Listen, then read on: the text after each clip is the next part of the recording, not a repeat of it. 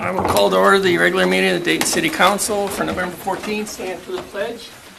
I pledge allegiance to the flag of the United States of America and to the republic for which it stands, one nation, under God, indivisible, with liberty and justice for all. Okay, need a motion and a second for the agenda. I'll make a motion. Second. Okay, any discussion? We had something to add. Oh, yes. Planning Commission. Mayor and council would looking to add item P to the agenda tonight, so at the end of the meeting, accepting the resignation of Ryan Maltzen from the Planning Commission and appointing a new Planning Commission member. Any other changes? Do we need to remove item E from the consent agenda? I think we have a couple lines on the dais. Do we need to remove that or no? I don't think so. No, they don't Do you have want to any financial. He has no benefit, financial So benefit they for- should be no. okay. Yeah. I do have some grammatical fixes in that resolution, just to take out police and fire and add water and sewer. Okay. We will submit it, we'll pass out a new resolution. That's fine. So you guys are aware. Any other agenda item changes? That they're aware of, thank you. Okay, all those in favor say aye. Aye. Aye. All those opposed say no. Motion carries unanimously. Now consent, I need a motion and a second. Make a motion to approve. I'll second. Okay, discussion.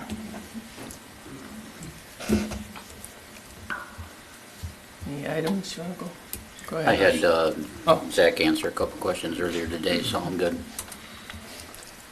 Yeah, I had a few things clarified as well, and I guess I still have a couple of questions. One, Marty, for you, on the billy goat for Public Works, the quote indicates that there's a separate trailer for it, but the picture that we have in our packet, it looks like it's a unit that's built onto wheels. So I'm a little confused where the trailer comes into play. No, the trailer is, so you buy the unit separately and then the trailer, it mounts onto the trailer. So it is one combined unit with the, as it shows in the picture.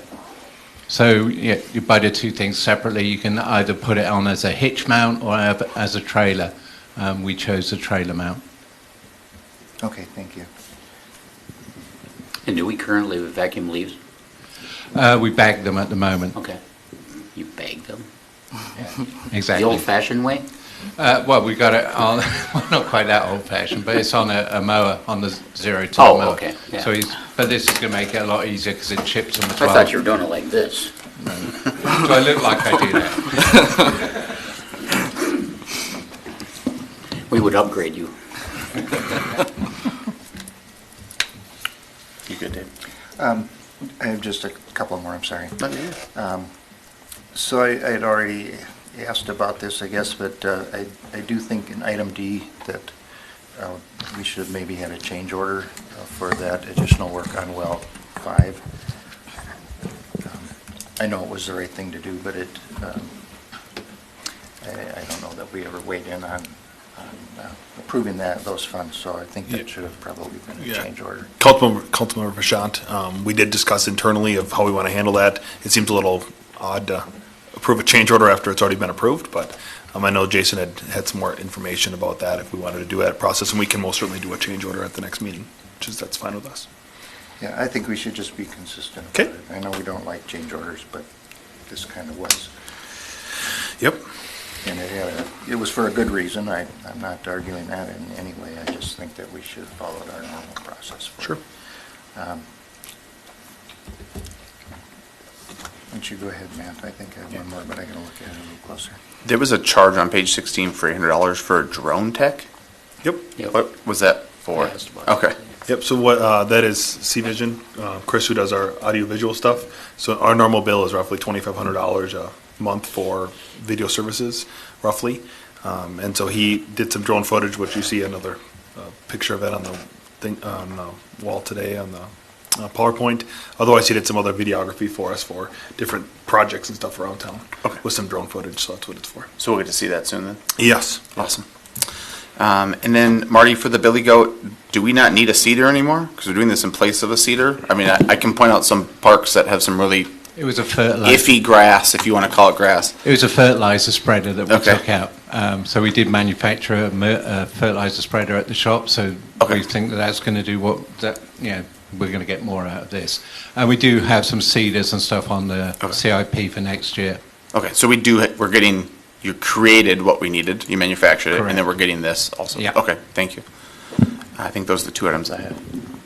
You have any, Travis? If you guys could do that part more often, that would be awesome. Manpower. I had a question on the broadband.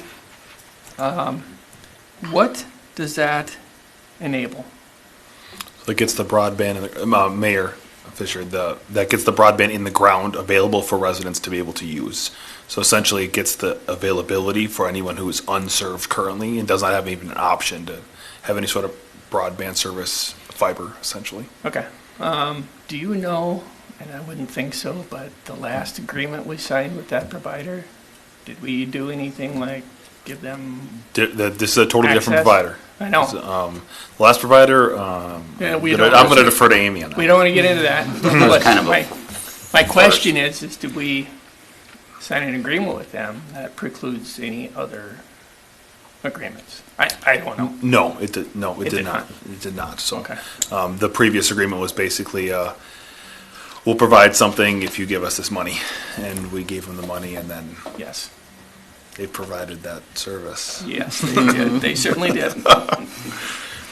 Okay, that's all I This have. is again, this isn't like a subsidy or anything else. This is just getting the broadband in the ground.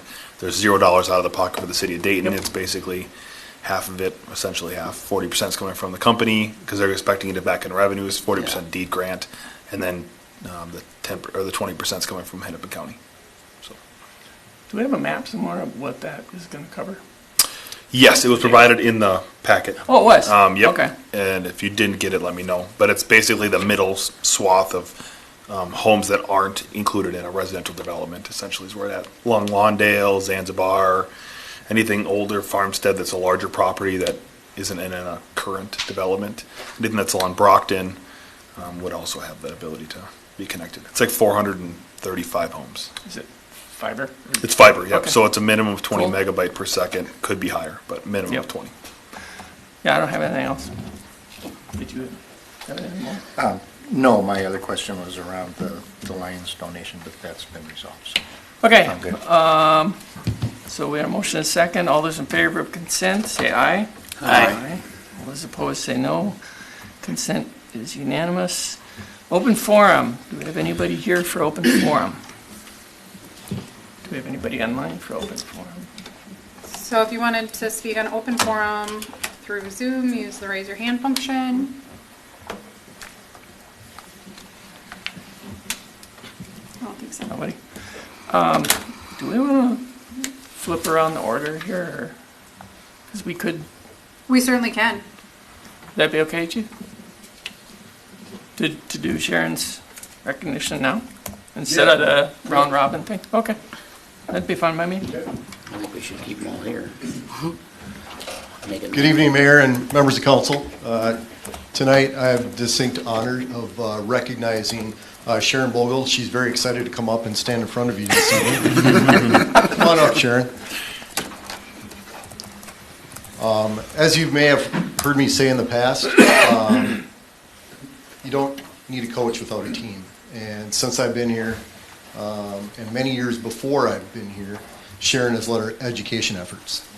And she's done a very good job of that with Dayton Elementary Public Safety Day, as well as her open house and many other ancillary events during my time and prior to my time.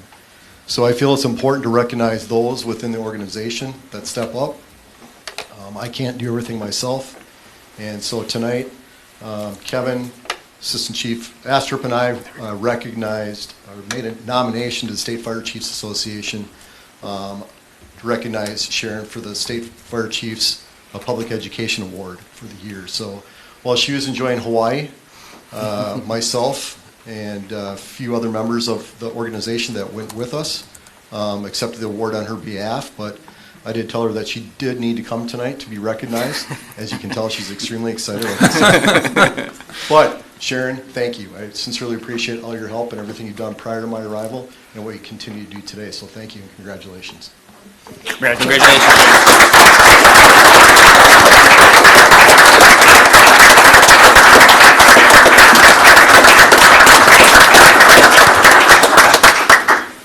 right. Now we get to, you guys can leave now. Unless you want to. They'll be here for a while. That'd be appropriate. Okay, staff council updates. Yes, good evening, Mayor, members of council. I just want to give one quick update. I did provide this in the weekly update last week, but wanted to let everyone else know that staff worked with Minnesota Senator Hoffman and Minnesota Representative Nadeau to set up 3 different capital requests for water treatment, water tower, and a fire training facility for roughly a total of $9.5 million worth of requests from the state in the 2024 bonding cycle. So we should hopefully have a pretty good shot at having it submitted via MMB and also via the Senate and the House to have a pretty good shot at getting some and optimistically all of those requests in 2024. So Awesome. we will keep everybody posted on how we do. But that's all I got. Thank you. Amy? I just have one update tonight. So Hennepin County they have the zero waste by 2040 is the goal, and they are closing their HERC facility from 2028 to 2040. They're pushing to close it sooner rather than later. They do have a resolution, and they're open to requesting cities to submit their input by January 15th. So I will send out an email with all that information, but just to let you guys know. All right. Marty? Mayor and Council, a couple of updates on the Wellhead water treatment facility. There doesn't seem to be much happening on site currently. There is some minor stuff going on, like mobilization of tools, trailers, dumpsters, all that kind of good stuff. Silt fence has been installed. They've been doing some staking for building corners, etc. They've been doing some locates for existing site utilities. And there's some materials being delivered to the site at the moment. The next couple of weeks, we should start seeing something moving there. We need to get the earthwork started, which we need to get some shoring in there to hold back the dirt when they're excavating. So they're designing the plan for that at the moment. That should be starting in the next week or so. They're going to pothole for utilities. The security fence will be installed, and then we're going to be starting bi-weekly site meetings starting on Monday to keep everything online. Behind the scenes, there's been a lot of shop drawings and submissions being evaluated by Black & Beach, so that moving those along so we can get the stuff made as soon as possible, including the pressure vessels. Hydro tank repairs in the old village. That's taken a little bit longer than we were hoping. It's going to be finished today. We're going to try and get the bacteria test done tomorrow and then get it back online on Thursday.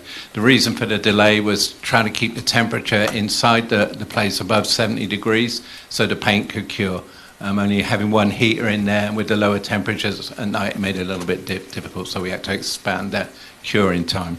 But everything, touch wood, is going according to plan at the moment. Roads, the road crew out trimming trees this week. Last week they wrapped up the road repairs, including adjusting manholes and gate valves, so they're not catching the plows, so we're in good shape there. The parks crew has been trimming back shrubs and ornamental grasses in the medians over the last couple of weeks, and I think they've completed the mowing, depending on what happens with this heat wave. Hopefully we'll be setting up the temp ice rink at Sundance in the next couple of weeks. One last thing, I would like to thank Jane Ramuno, a resident who volunteered to update the planters in the historic village. I think she's done a great job giving them a seasonal touch-up and a refresh, so I'd like to thank her for taking care of that. Gary? Good evening, Mayor and members of council. I've talked about it in the past from public education, but we are looking to hopefully kick off Adopt a Hydrant, hopefully within the next month or so, depending on snow. We've reached out, or I've reached out to the Lions to see if they can help support that with us, so we're looking to hear back from them soon. Paul? Good evening, Mr. Mayor, members of the council. As you're aware, city staff has been busy working on our Holly Dayton. We will be having it Thursday, November 30th. It starts at 6 o'clock. We'll have a parade of lights that go from Balsam Lane to Pineview Lane coming down South Dime Lake Road. So South Dime Lake Road will be closed starting at 6 p.m. that night. Tree lighting's at 6:45, and then pictures with Santa and Grinch are to follow. So come out and join. Website, Facebook pages, keep on checking them for updates. All right, thanks. Jason? No updates. Scott? Nothing. I'm good. I just had a question about, and a resident asked me, and I didn't drive by there and look, but do we have lights at the River Road and Pioneer Parkway? Would think we would, but I guess I didn't. I don't know if there was one installed there. There was not one at River Hills and Dayton Road. The HOA had to work with the city and I think the county to get that taken care of. So I don't know if there's one at Pioneer and. Okay. I don't think there is. It's just that we automatically required that in development but Yeah, there's nothing triggering that. We do tend to, or try to add that comment to it to require a Cobra be installed at those intersections. It has become a city expense, as the county will not pay for the lights nor the maintenance. Right. Or powering. Okay. There's no boulevard lights down that stretch either? I don't know. I think there is at that first intersection, at least, there's lighting. I think there's corridor lighting along there. I think if I remember, they're probably spaced out like 300 feet. I think there's some distance between them. Sure. They would be more of a decorative style. So how did we hammer Pineview, but we didn't do it on purpose?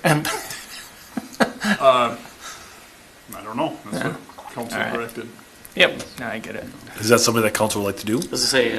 I don't know, it just seems like these again, I mean, I'm not necessarily a fan of lights, but I know a lot of residents like them at busy corners.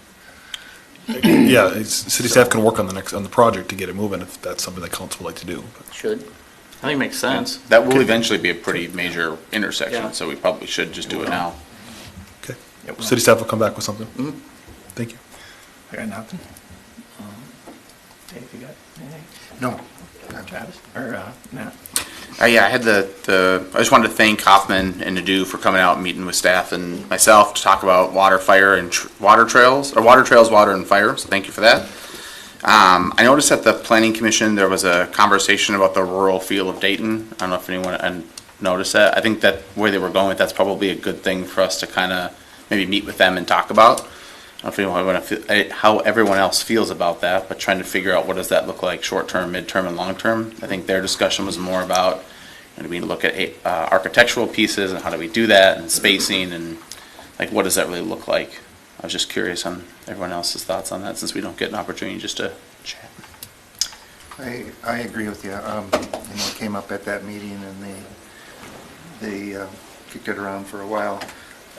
And it's a tough question, I think, never because it answered means very well. something different to everybody. But Yep. since it's listed as one of our priorities as a city, we should probably define what we think it means, or at least have a consistent. I know our message has been totally inconsistent, Yeah. so we have that in our vision, I think it's even in the vision statement. I don't remember what's in there, but one of our stuff that we went through a couple years ago, and we've yet to really define that or even come close. Yeah. I think that would be worth spending some time on. Oh, yeah, we can, city staff can most certainly set up something in, February, March timeframe where we can look at a work session with planning commission and council maybe, if that's something that the council wants to do. Is there or if just another reason council. we were gonna have a work session? Yep, that's related to the the- property at 81 and Territorial, property. which we will have a work session likely coming Yeah. up for that one. And that one will likely be with planning commission and council. This one can be Right. from just council perspective, but Sure. again, could take input from each one of the commissions depending on what you want to do. But we most certainly can have something in like February, March time when there's not a lot of other things on the plate, but we can, that's when we're setting up for goals and initiatives for the year. Most certainly could be something that we look at, and I think it's very important that we define moving forward. Yeah. So, And then the mission statement is at the bottom of every agenda, just for reference and thinking until then. Yep, there it is. Road character. And then the last piece I had is I'll be unable to attend the Parks Commission meeting in December, so Travis will be I'll be filling in, yep. attending in my stead. So thank you for that. That's all I have. Okay, on to council business. Public hearing, resolution 44, 2023. And resolution 45. Huh? And resolution 45. There's two. Yes, resolution 45, 2023, yep. Is this, Yep, so it is a public hearing, so you have to open the public hearing.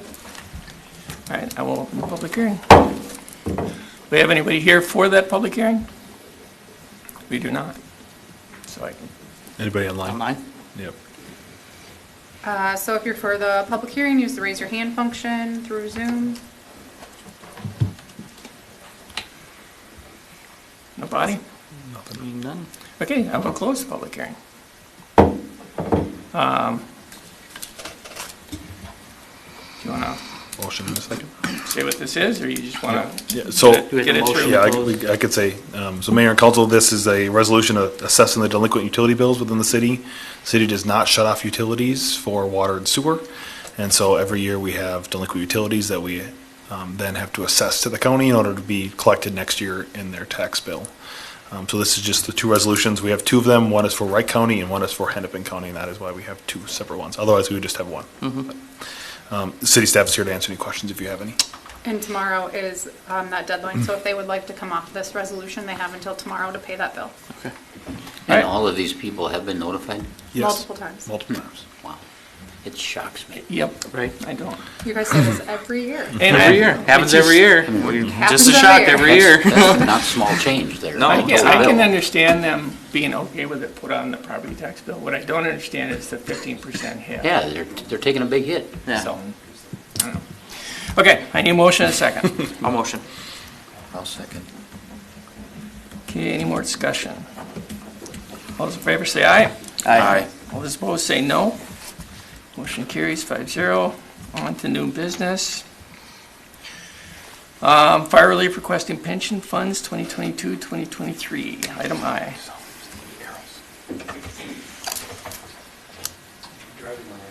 You are? You'll have to click on the PowerPoint though. Oh, sorry.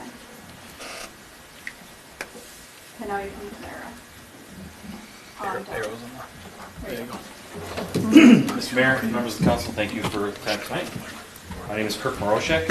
I am presently serving as the treasurer for the Dayton Fire Relief Association, as well as a fire captain for Station 2. Prepared a short presentation for you to kind of give you an update as to where the relief is today. So for those of you who don't know, the Dayton Fire Relief operates as a 501c4 nonprofit organization.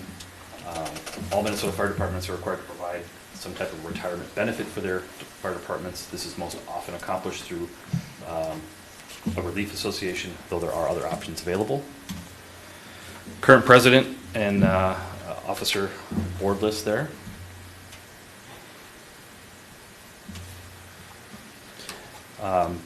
So we operate under what's called a defined benefit retirement plan. That is, money is collected at a 2% value from homeowners insurance provider that's put into a pot and then forward to our relief for management. We're audited every year by the state as far as our expenditures, inputs and outputs to be kept in track. This is our current payout schedule. You need to be on a member of the Relief Association for at least 5 years before you vest at all, and then you gain 4% vesting per year of service until 20 years, at which point you've maxed out. So there again, we talk about the 2% state money. That is how this pot grows over time, along with market fluctuations as well. The money is given to the city, which is then distributed back to the relief for investment in the state board fund. Municipal contributions over time. The city of Dayton has been very generous since my tenure in the department in giving contributions to help that fund grow, to benefit our firefighters over time, and we are very thankful for that.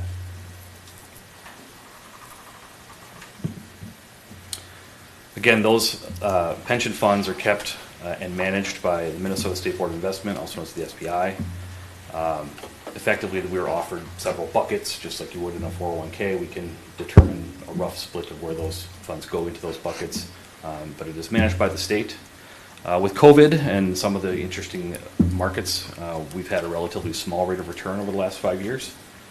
For example, fiscal 2022 saw a 10.8% decrease in our funds. This year, it has come back a bit, so we're kind of breaking even over the last 2-year cycle. What's known as the funding ratio is how much money is in the fund compared to how much we might owe to any of the firefighters on the department. You're looking for somewhere in that 90 to 100% funding ratio, right? If you're overfunded, then you have more money than you need and it's being wasted. I should say wasted. At that point, you could raise your payouts to benefit your firefighters better. And if it's below 100, unfortunately, that puts the city in a liability perspective of if we were to have to pay out a whole bunch, the city would then have to make up that difference. Fall short, right? So you can see just in this 4 or 5 year gap here, we've gone from our highest high to our lowest low. It can fluctuate quite a bit based on market conditions. As well as we have had a couple of retirements. Some of those are larger payouts, and that does take a hit here and there. All these numbers are basically calculated by a state formula. They look at what you have, they look at the performance of those funds, they kind of estimate a year in advance so they know where you are. As of the end of 2022, which again, we're always working a year behind in our audits, we were sitting at 108% vested. That has come down a bit, though I believe it's still over 100 at this time. Our current pension payout is right now set at $32.50 per year of service. At a full 20-year pension, that would come out to be about $65,000. If you continue to work on the fire department beyond 20 years, it would just be an additional $32.50 per year of service, but you don't get any more percentage than that. And as always, we look forward to continuing to cooperate with the city to grow our benefits for our firefighters.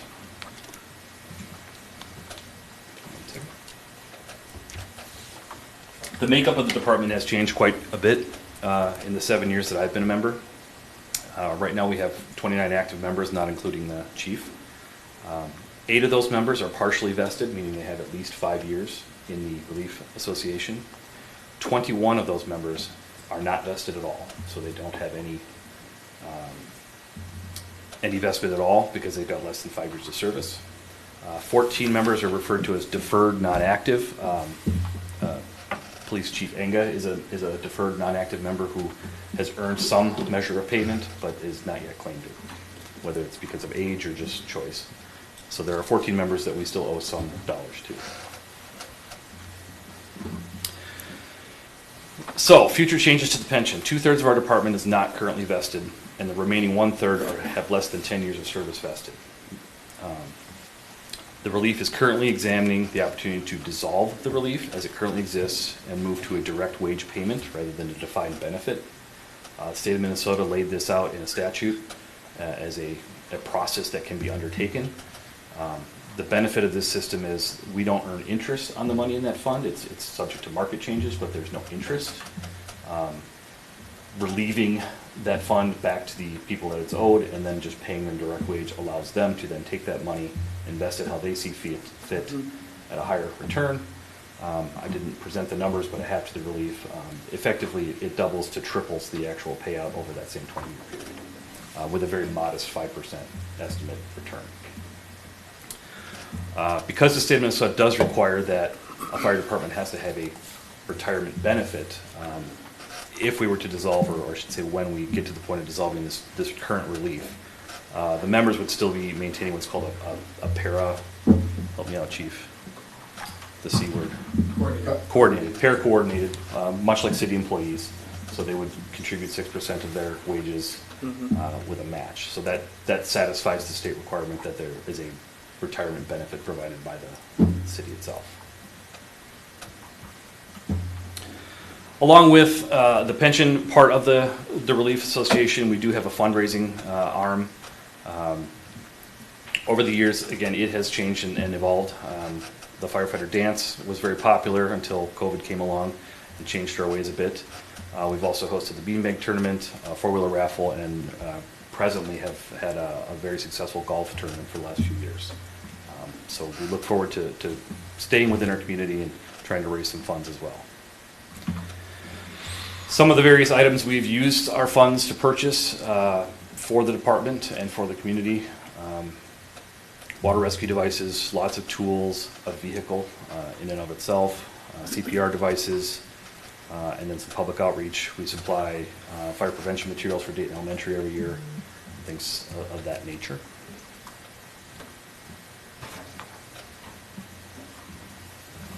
It's a very brief overview, so if anyone has any questions, I'm happy to answer them.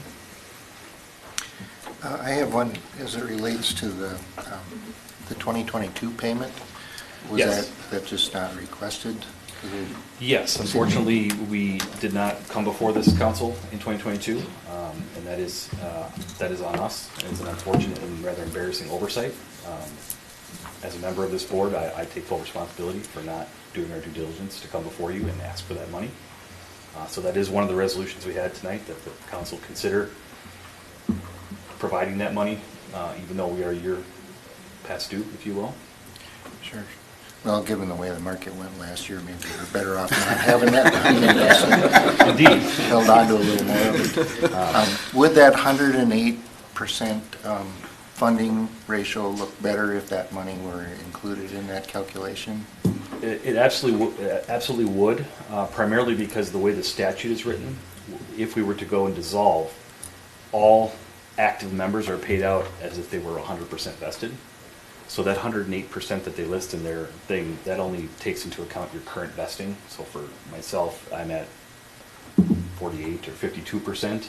That payment is in that 108%, but if we were to dissolve, I become 100% vested for my 7 years. So now we actually need quite a bit more than the 108% to make it work.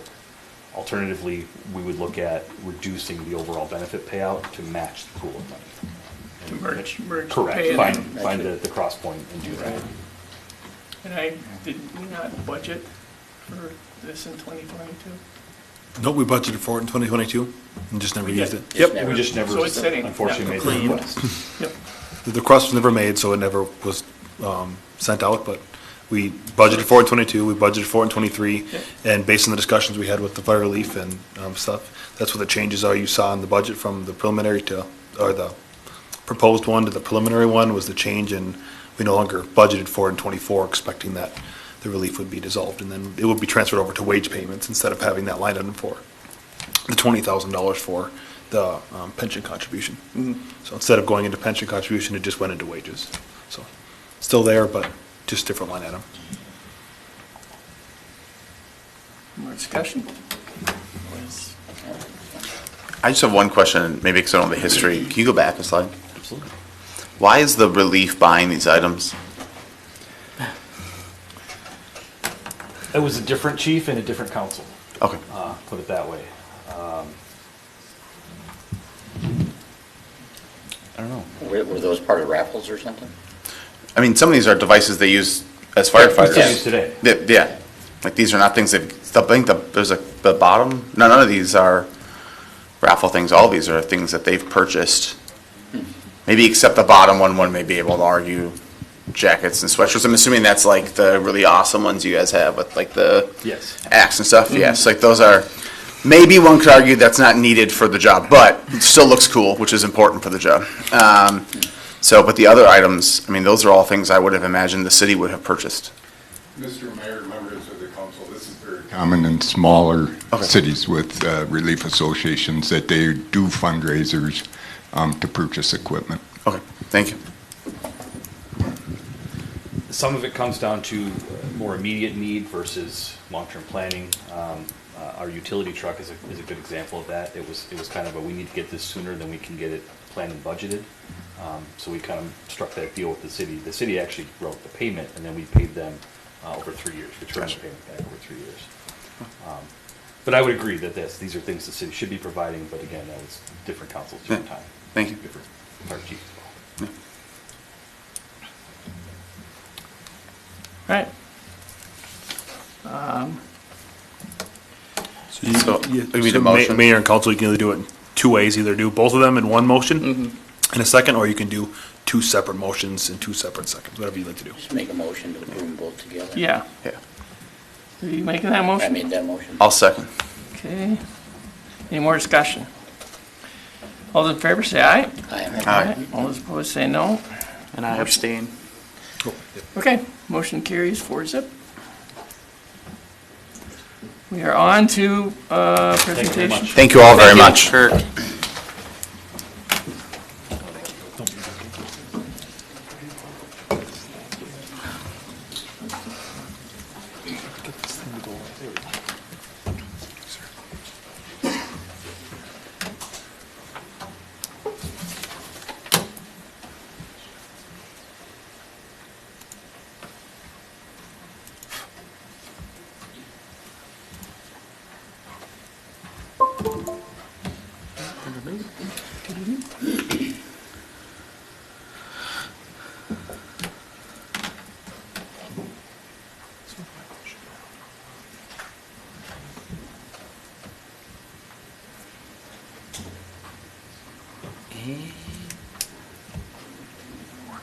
Ta-da.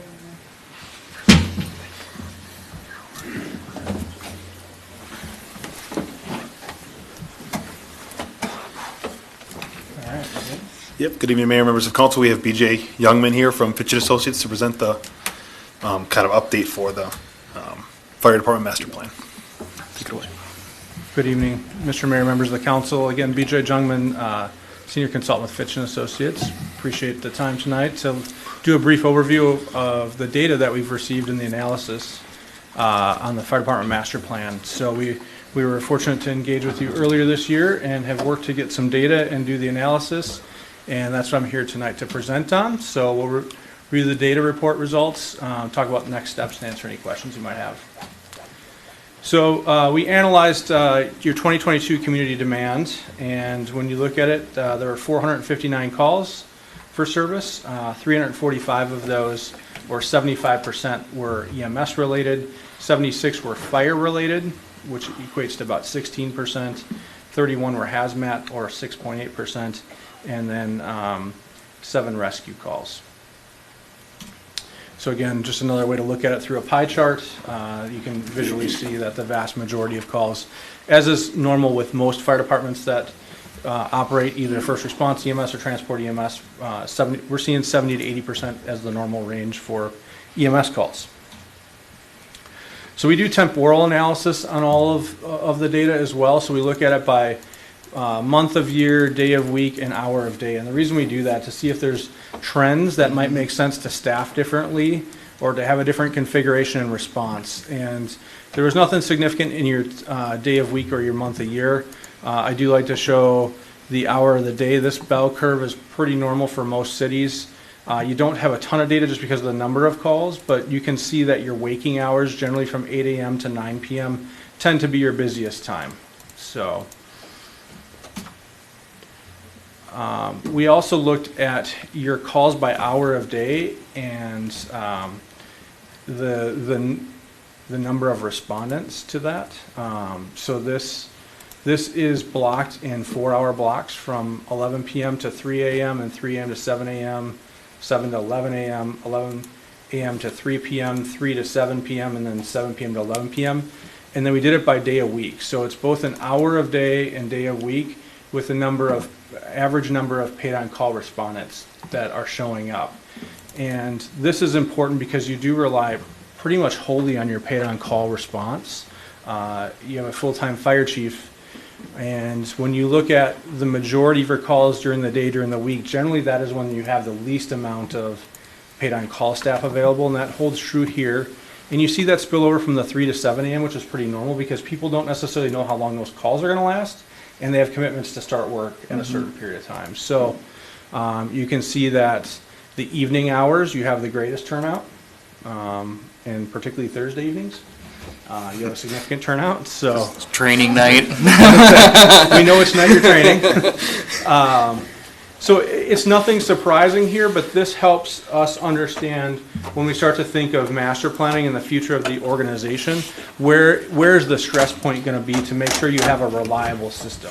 So we want to make sure that regardless of what time of day and which day of week the resident calls for service, you have a reliable system. So we start to see that strain during the day, during the week. Then we start to look at the number of units that are responding to each call. So on the EMS side, when you look at it, about 66% of the time, or 2/3 of the time, you're sending 2 units. 18% of the time, you're only sending 1 unit, and 15 or 16% of the time, you're sending 3 units. So when we look at that on the fire call side, again, you're looking at half the time 2 units respond, 1/3 of the time only 1 unit, and less often you're having 3 units respond at about 13% of the time.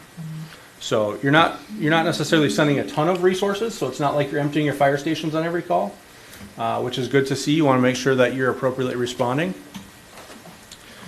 We also looked at the workload by station. About 2/3 of the workload is at station 2, and about 1/3 or 40% is at station 1. So again, station 2 has the larger demand for service. We look at your average response times, and we look at it by program, so EMS, fire, hazmat, mutual aid, and rescue.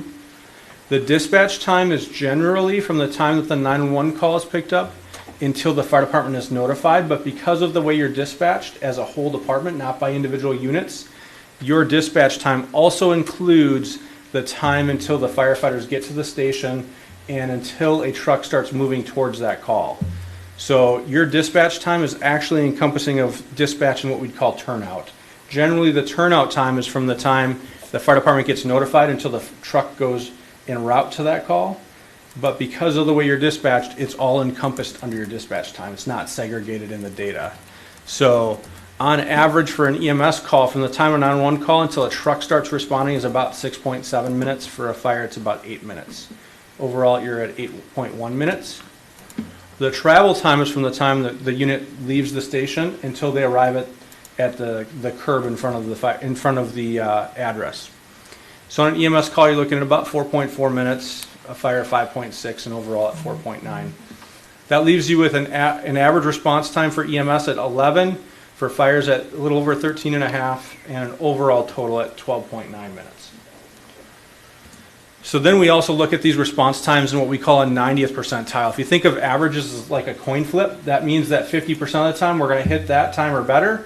50% of the time we're going to be longer than that. What the 90th percentile tells us is a measure of reliability. 9 times out of 10, the residents are going to experience this level of service or better.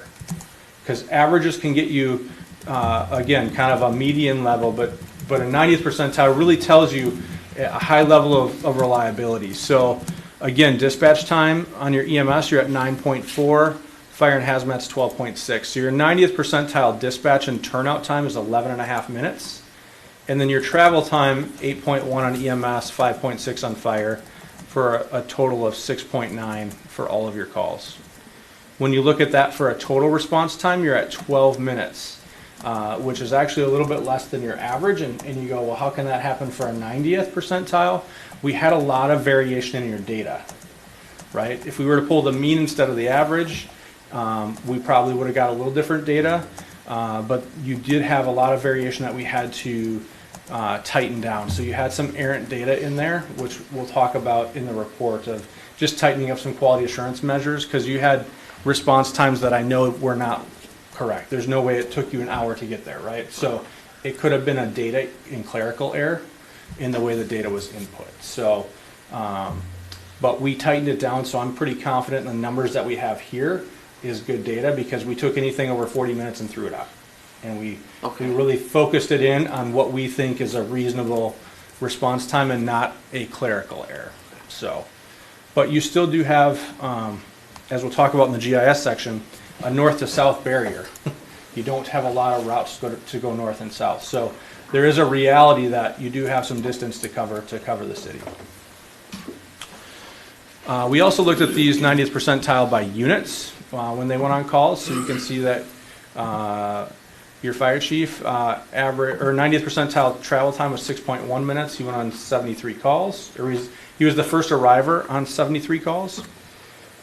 Your rescue 21 was the first arriver on the majority of the calls at 201, and their travel time was 4.3 minutes. Again, if you think of that, Station 2 is doing 60% of your calls.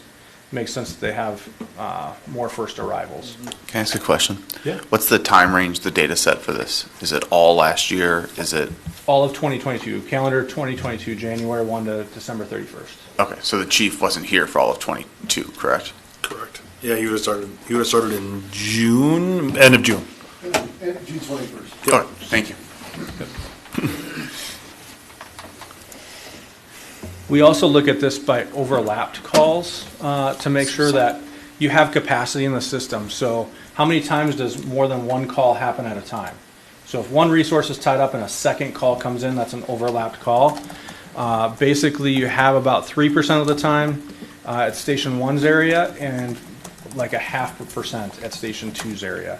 So it happens rarely, but not frequently enough to really drive any type of reliability problem.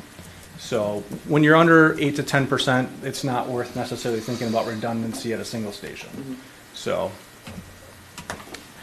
we also do a significant amount of GIS analysis, so a drive time analysis. So this is a heat map of all your calls. I'm sure you'll all start thinking of where the red spots are and what's in your city. But obviously the red spots are where there's the most concentrated calls. So you have a handful of them, and as you'll notice, they're in the corners of your city. They're not in the core, but you have a lot of development that needs to happen or can happen in that core yet. So then we take your current facilities. So you have Station 1 up in the upper left-hand corner and Station 2 down the bottom or the upper right corner there. And we say, all right, what kind of call volume can we reach in 6 minutes? And in the report, it'll tell you the percentages that you can reach within there.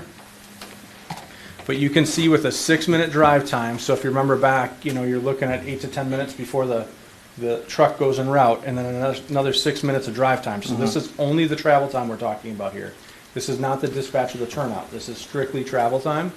So this is the area you can cover with your 6-minute drive time from both stations. The darker green is where the two stations overlap at 6 minutes. At an 8-minute, you can see that starts to bleed farther south. And then when you get to a 10-minute, you're starting to cover significant portions of your community. So really, at a high reliability factor, you're at about a 10-minute travel time to cover that much of the community. So then we go, if these facilities weren't here and we just said we're going to plan a whole new system, what would it take to get a travel time and to get 90% or better coverage? So what would it take to get to 90% of the calls in X amount of time just in travel time? So if you wanted to optimize your system and have a 6-minute travel time, you could accomplish that in 3 fire stations located here. It would tell you that this upper left station is the highest priority, this bottom right is the second highest, and then the upper right is the third highest. We re-rack that and do it at 8 minutes, and you can see at 8 minutes, 2 stations kind of across the city from each other would provide you 8-minute coverage. In 10 minutes, you could get to a single station operation. So then we re-racked this and said, what about your 2 current stations and potentially adding a 3rd station in your southwest corner? What would that look like? And so at a 6-minute travel time, you can see that you cover significantly more when you have a 3rd station down in that bottom left corner. 8 minutes, you start to see some overlap. And again, 10 minutes is where 3 stations can start to overlap. So significantly more coverage if you were to add that 3rd station with a reduced travel time. So any questions on that? All right, so our next steps are to, over the next 4 to 6 weeks here, draft the report, work with your staff, and then work on presenting the draft report to you. So with that, I will stand for any questions. Anybody have any questions? Yeah, I got a question, kind of. Out of the 459 calls, and enlighten me here, because I have no clue. And I don't know how many calls does fire respond to all of those calls? The 459? Yes.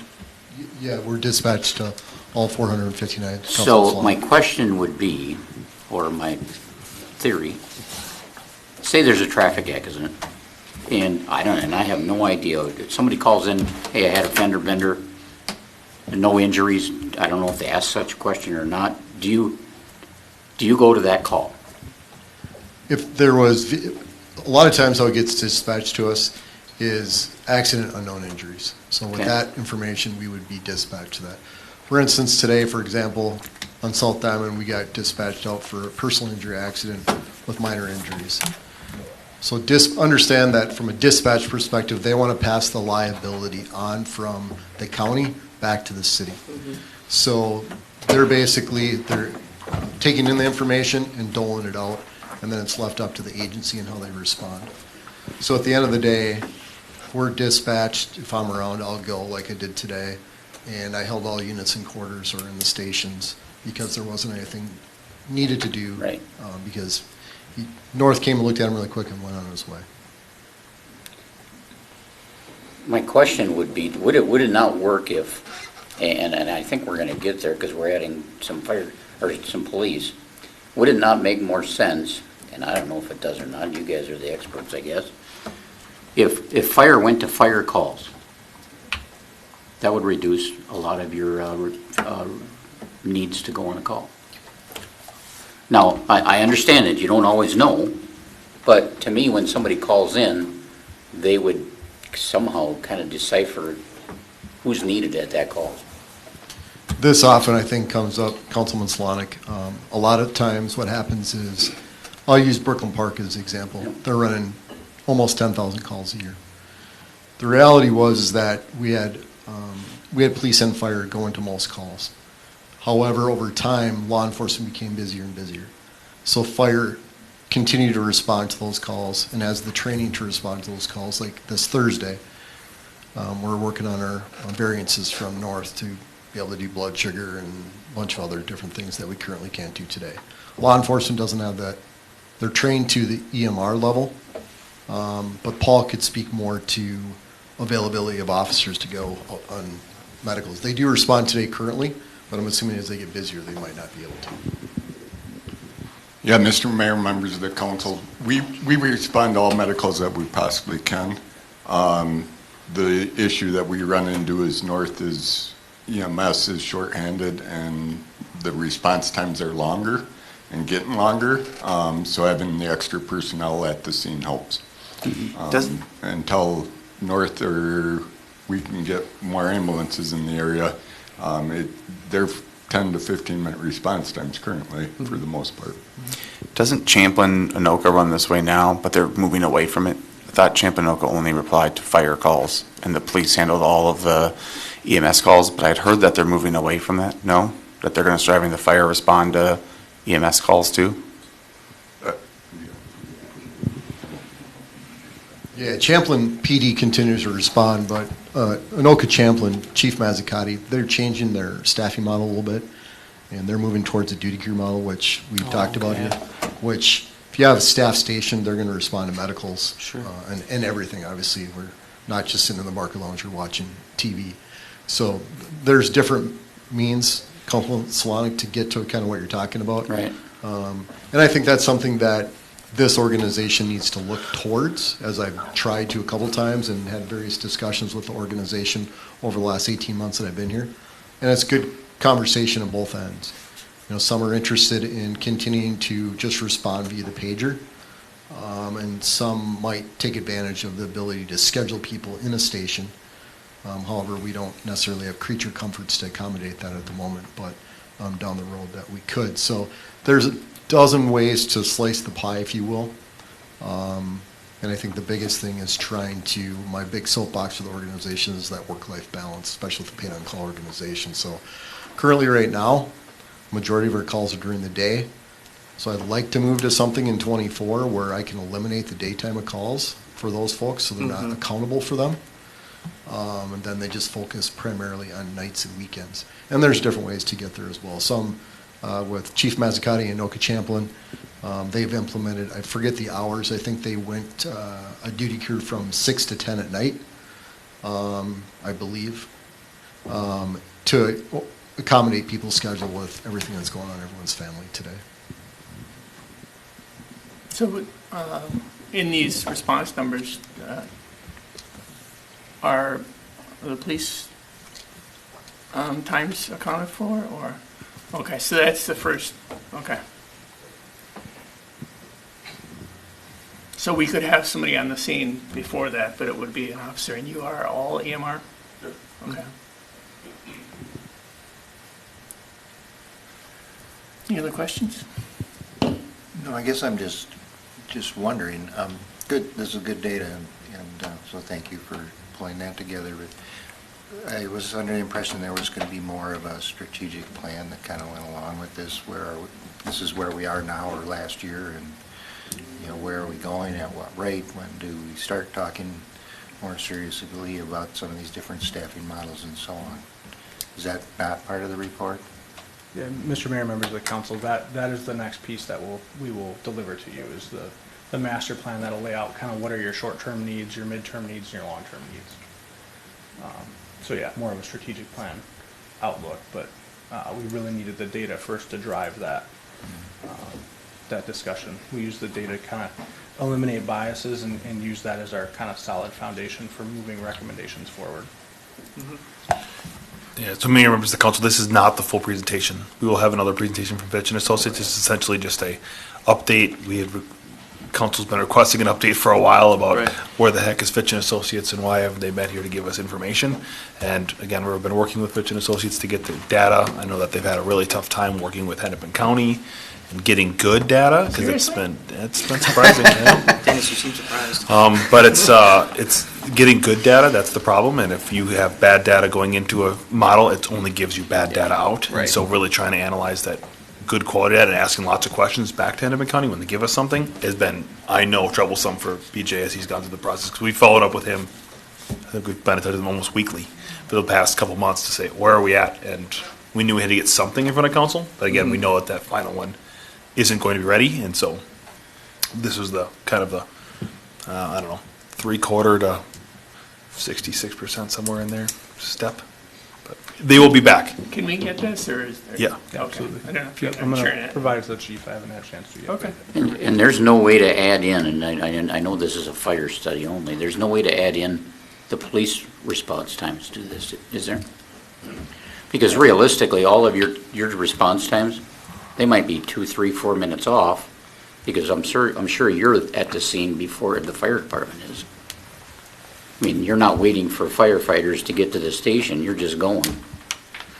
And your officer might be 3 miles from the scene, or he might be 3 blocks. So all of that matters. Mr. Mayor, members of the council, I mean, that would be outside of the scope of the current project, but we definitely have done studies like that. Yeah. So, I mean, it's something we could discuss. But. Yeah, so if that is something the mayor and council would like to do, we could piggyback that on this study. We would not want to interrupt this study to get that information. You know, we could add it to the piggyback and say, okay, here's the data we had for fire, here's the data now you have for police, for response times. It would affect the response times, but it's probably not going to affect much of the other data of the where are we at now and where are we going. Yeah. But it will affect that response time data, so that could be something that the council would like to do. That's fine. We just need to let them know after they're done with this. After we're done. So. Yeah, like I said, we can request it and see what Yeah, Fitch and Associates would be willing to certainly do. be good data to see, but Sure. just a matter of. Yeah, no, let's not interrupt this one. It's already taken us enough time to get to this. Absolutely. So let's make sure we get this one done first, and then we can go forward with the next one. Okay, thank you. Thank you. I appreciate it. Okay, on to item K,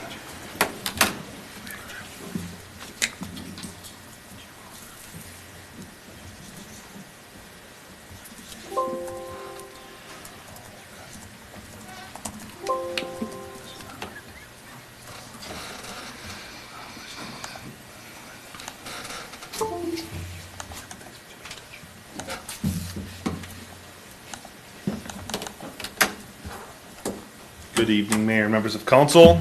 Just giving you a quick touch base here to basically talk about the budget and long-term plan, make sure there's no other changes that we want to make or anything that we need to do before the D&T meeting, which is December 12th, a month from today. If there is anything, we can always bring it back on the 28th, but again, just want to touch base. We have not touched base since the preliminary levy's been set, which was in the beginning of September. Just want to provide the information so we can refresh through it. I did provide the information, some information on the staff report that I put together, but wasn't really super detailed about all of the information we'd already been provided. It's the same, but did want to provide what the levy is set at currently, which is 19.4%. That's the levy that we're looking at for 2024. That would give us roughly a 35.89% tax rate. I actually got the actual number today from the county. It was, knock on wood, they were on top of it. It's 35.82, so I was off just a... So that's after... That's after the fiscal everything? disparities. Everything's taken care of. That's as much as we know. Right now, and I can't see with this thing anyway.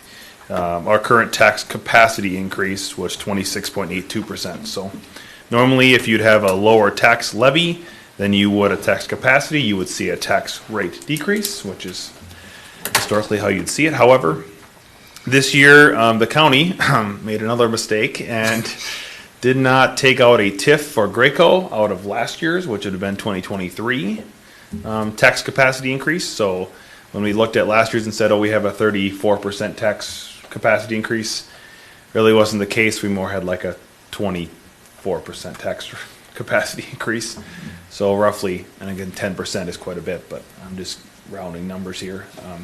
So then that comes out of next year's numbers. So instead of 26.82, we're probably right around 16.82 percent of tax capacity increase for 2024, looking at next year. So that's why you're seeing an increase in the tax rate where you normally would see a decrease. Love that for us from Hennepin County. It doesn't probably help or really matter where we end up at, but it's good to have the right information when we're giving information to the council, and just learned this in the past month that they messed up. So been working with them to try to figure out how we correct it, but that sounds like it's going to be a one-year correction with the TIF for Graco, and then hopefully back on the right track.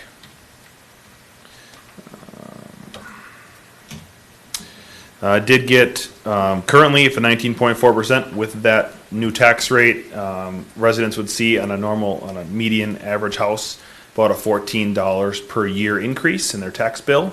Again, over a month it'd be $1.17. We can't affect changes. Roughly average increase from what the county told us this year was supposed to be about 3 to 5%. Some were more, some were less, but somewhere around 3 to 5% for residential is what you saw on a typical house in Dayton. And so if you take that into consideration, it's probably right around $30 a year or so if you take in the increase in your value and the increase in your tax bill from the rate increase. They were able to update 2024 preliminary numbers based on what was submitted in September to the county.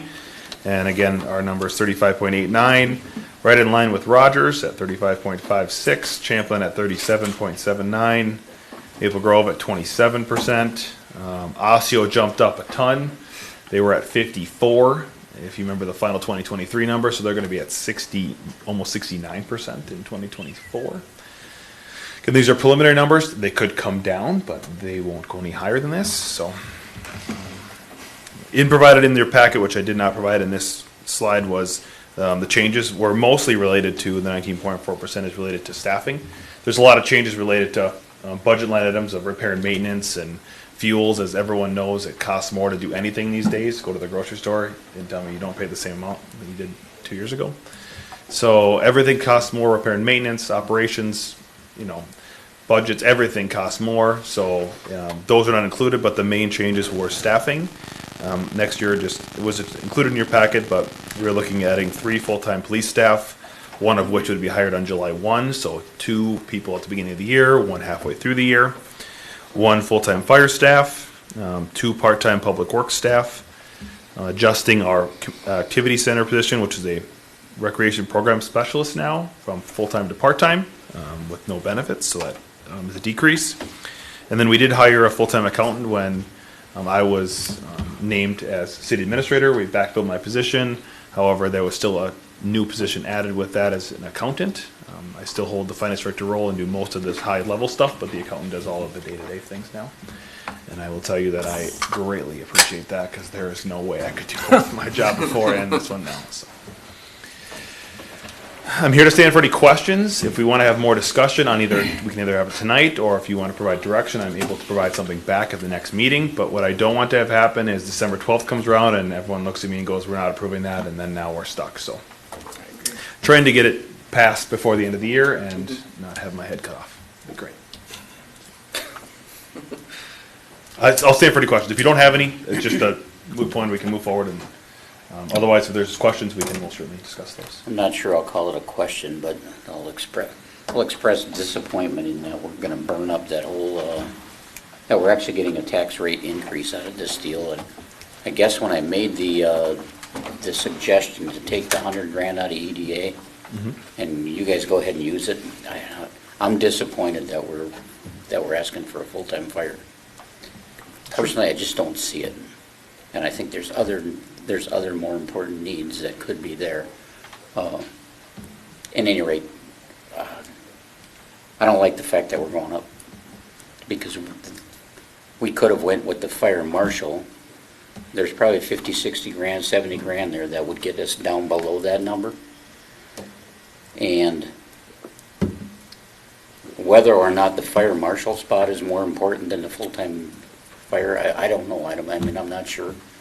I know that was a, and you had, Gary, you had nothing to do with this. This is how it was sold to us before you were brought on. But that part hasn't happened since Gary came, and I just, apparently either it's not important at all. I'm just disappointed that we took the whole 19.4 and we're spending so much in staff. Yeah, I mean, we worked together as staff to figure out what we needed, and unfortunately we need staff, and we try to continue to grow with our city, and fortunately sometimes we have to take a little bit more than what we can get an increase. I'm not saying that this is going to be consistent, but this is something that we need right now, and we've been backlogged with new staffing members, and that can be blamed on a lot of different things in the past, but we came here as we need staff level. We need increased police, we need increased fire, it costs money to do those things. We have increased capacity. The tax TIF thing with Graco did not help anything this year. That kind of was a blow to us, I would say, more or less, because now it shows that we have a tax rate increase when we likely shouldn't have had one. If the county would have done their numbers right, we would have had a higher tax rate this year, and it would have decreased next year to the same number of 35.82, but this year wouldn't have been 35.4. Right. It would have been 36.4. So then it would have shown we went down, and then we probably would have had a totally different discussion if the county would have done their job right. Again, we can blame a lot of things, but city staff needs staffing to continue to move forward. And I won't say that the fire marshal position wasn't sold on a bill of goods. I don't know. I wasn't part of the process, but you guys had nothing to do with it. Yep. What are we talking about to fix that rate? So that it's fix the rate. What do you mean? So it's at least locked, so it's not going up.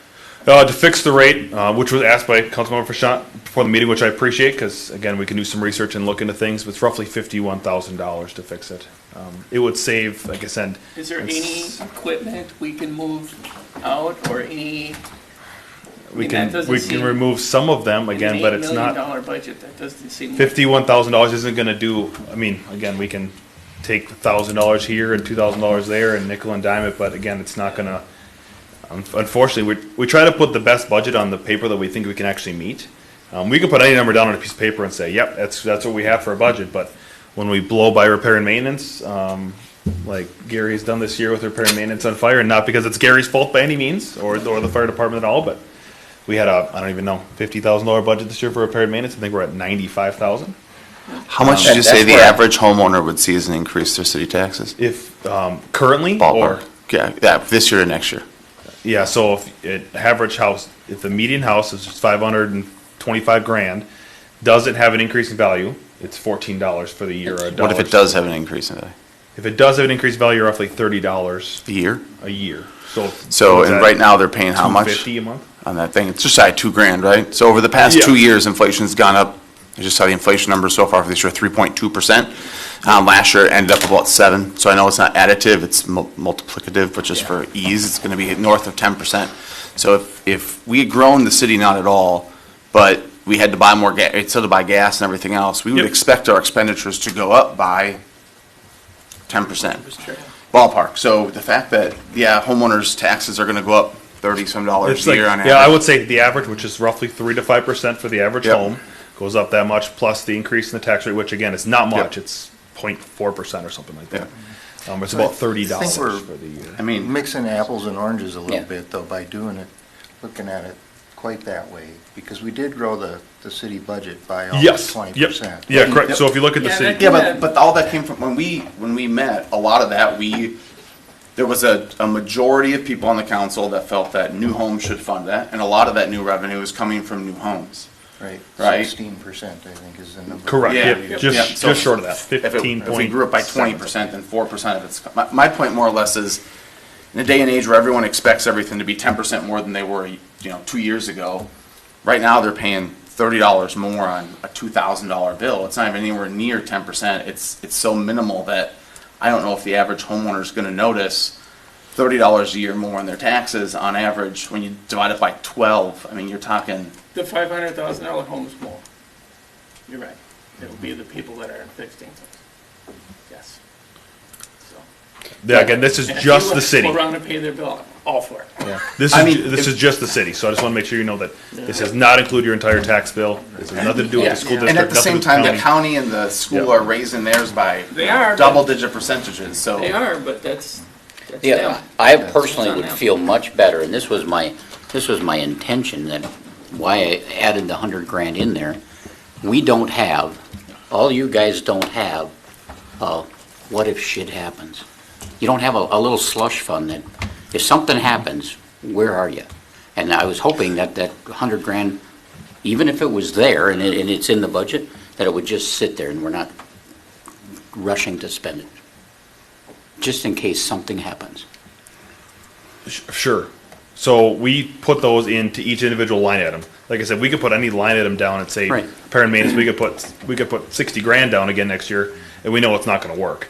Or we could put what do you say, a little slush fund away to Right. say, okay, it's gonna cost $80,000, that way, let's not hit that, and I'll tell Gary to, I don't know, fix it like Marty does, and make a spreader out of something, I don't know, and figure it out, so that we don't have to spend it. That's what we did. Instead of having one line item for extra dollars, we essentially said each line item that we think is gonna possibly go over, let's add a little bit to each one of those line items, so we don't go over that line item budget. If he can tie a ladder to a truck, that'd be awesome.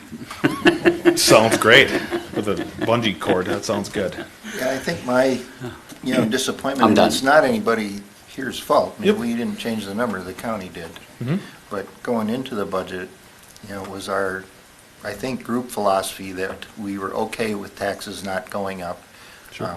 And that we could take advantage of some of the new money essentially from the growth of the city. And so, where we're landing doesn't taste very good because we missed that. Even if it's only by a little bit, we still missed it. Sure. I don't know, 51,000, I don't know that would be that hard to find to flatten this thing out.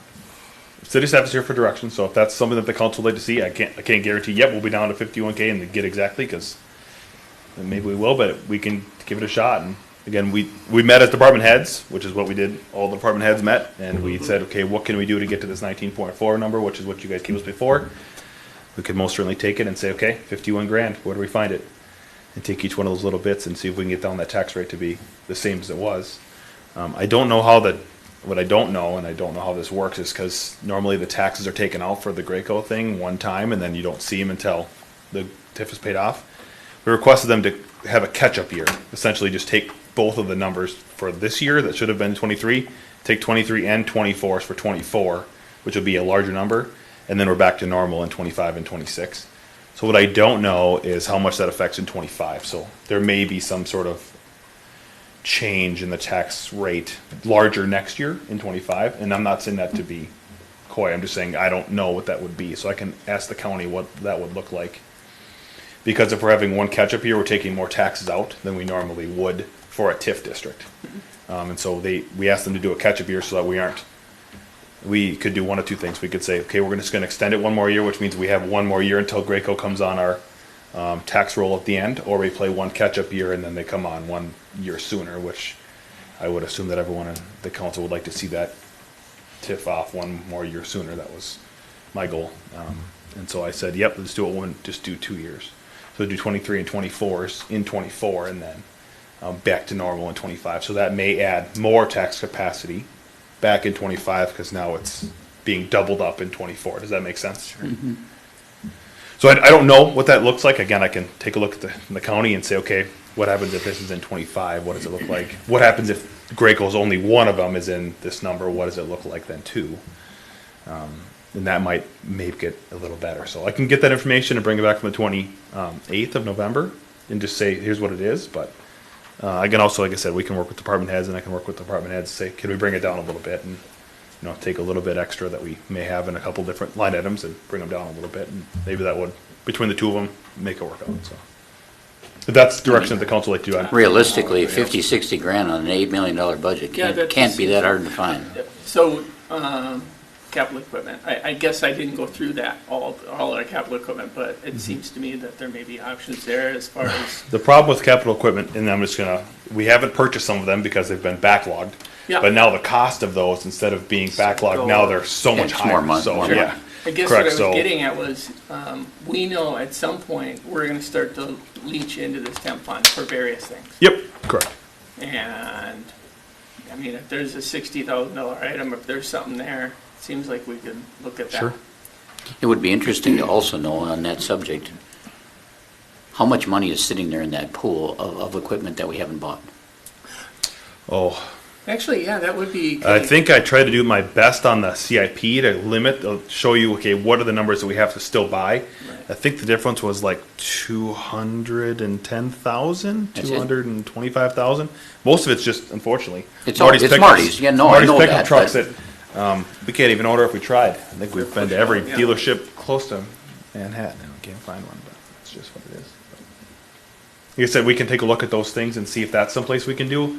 We do know that temp fund is available, which we all know what the temp fund is, which is the excess dollars we've had for many, many years, holding on to it and hoping that the lawsuit's done sooner than later. But I have no update for that tonight, unfortunately. I do agree with you, Matt. $14 isn't a fortune by no means. It's $1 a month. $14 is $1 a month. But that's not the idea to me. It's the principle that I think the majority of us directed. This is where we want to be. I think 3 of 5. Yes, a majority. Yes. Mm-hmm. Majority of us. That's where we sit. Yes. I'm not going to disagree with that statement. I think that's a true statement, sir.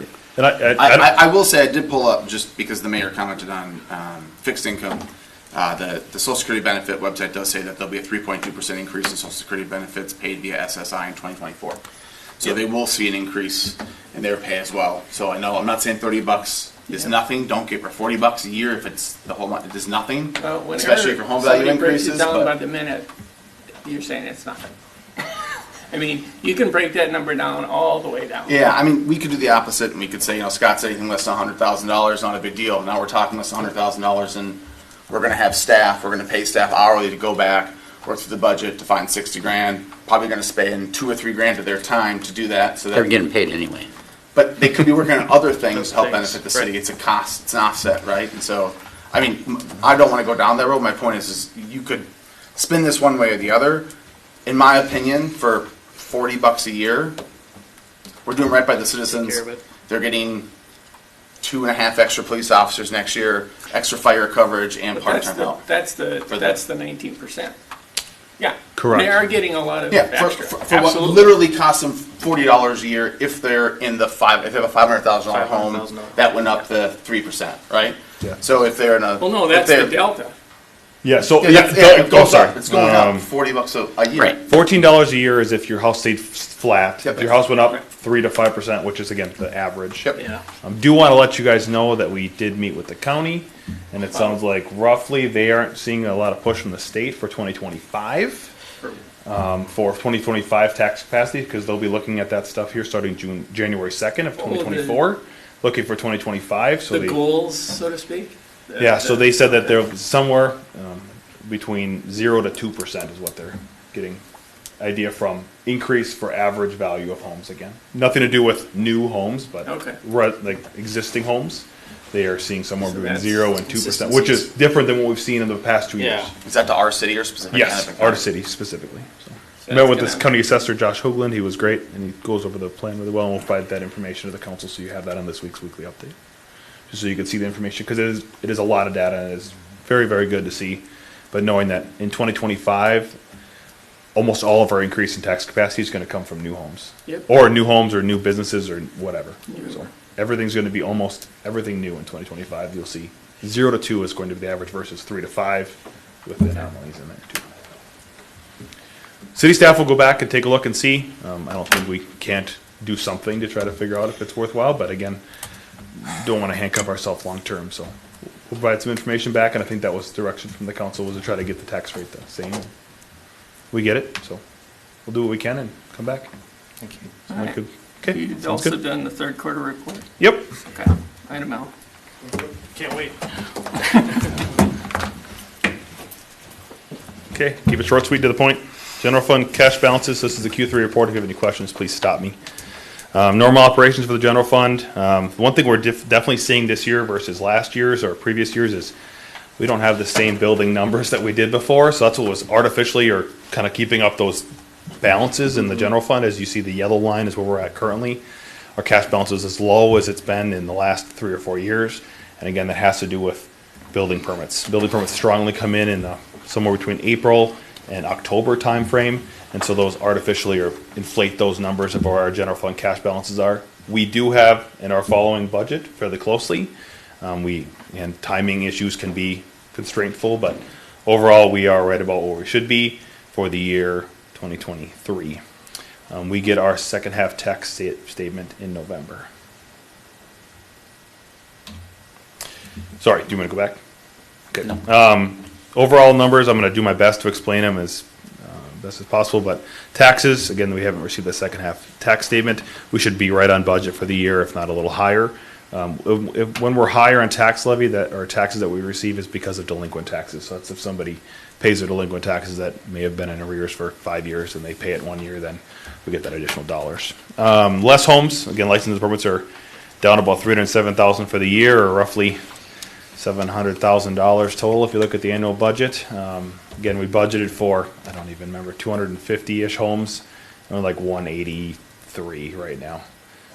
Not terribly far off, but again, every penny counts with licenses and permits, and we've had overall just activity's been less with interest rates being so high. Intergovernmental revenue, that's higher. We received all of our dollars in September, which we normally don't see, so it's just a timing issue. As you can see, the annual budget is almost exactly with where we are through the year, but we normally don't see those dollars until October 1, which happens to go in Q4, and that's what is causing the timing difference there. And interest rates are way up. It's great for us, so city staff, including myself, have been looking and trying to figure out how we can get the best interest rates possible. Roughly interest rate, we'll get to that in a second, and I can show you what we're averaging. Administration, finance, city clerk, almost assessing. A lot of the line items are over budget this year, and it's either due to related to timing, it's related to additional personnel, which was the accountant position in the finance department. Administration is under because of my time and where it was coded to before March of this year, or April, sorry, is when I made the change for where my allocation of time was at. Central services, which is and IT, those two are things related to the camera system we put in at City Hall here. It's about 26 grand. And we have a bunch of new employees this year, as most city council knows. 10 is under budget. Activity center, we replaced that position with a part-time position, which we just hired. And they just started the other day and are off and running, which has been fantastic. Public Works is over budget, and the reason for that is repair and maintenance, and motor fuels on items are very, very high. We've also had a late winter this year, so that did not help with the diesel prices being through the roof, and also us plowing a ton. And number 12 is the settlement that was approved by the council on August 2023.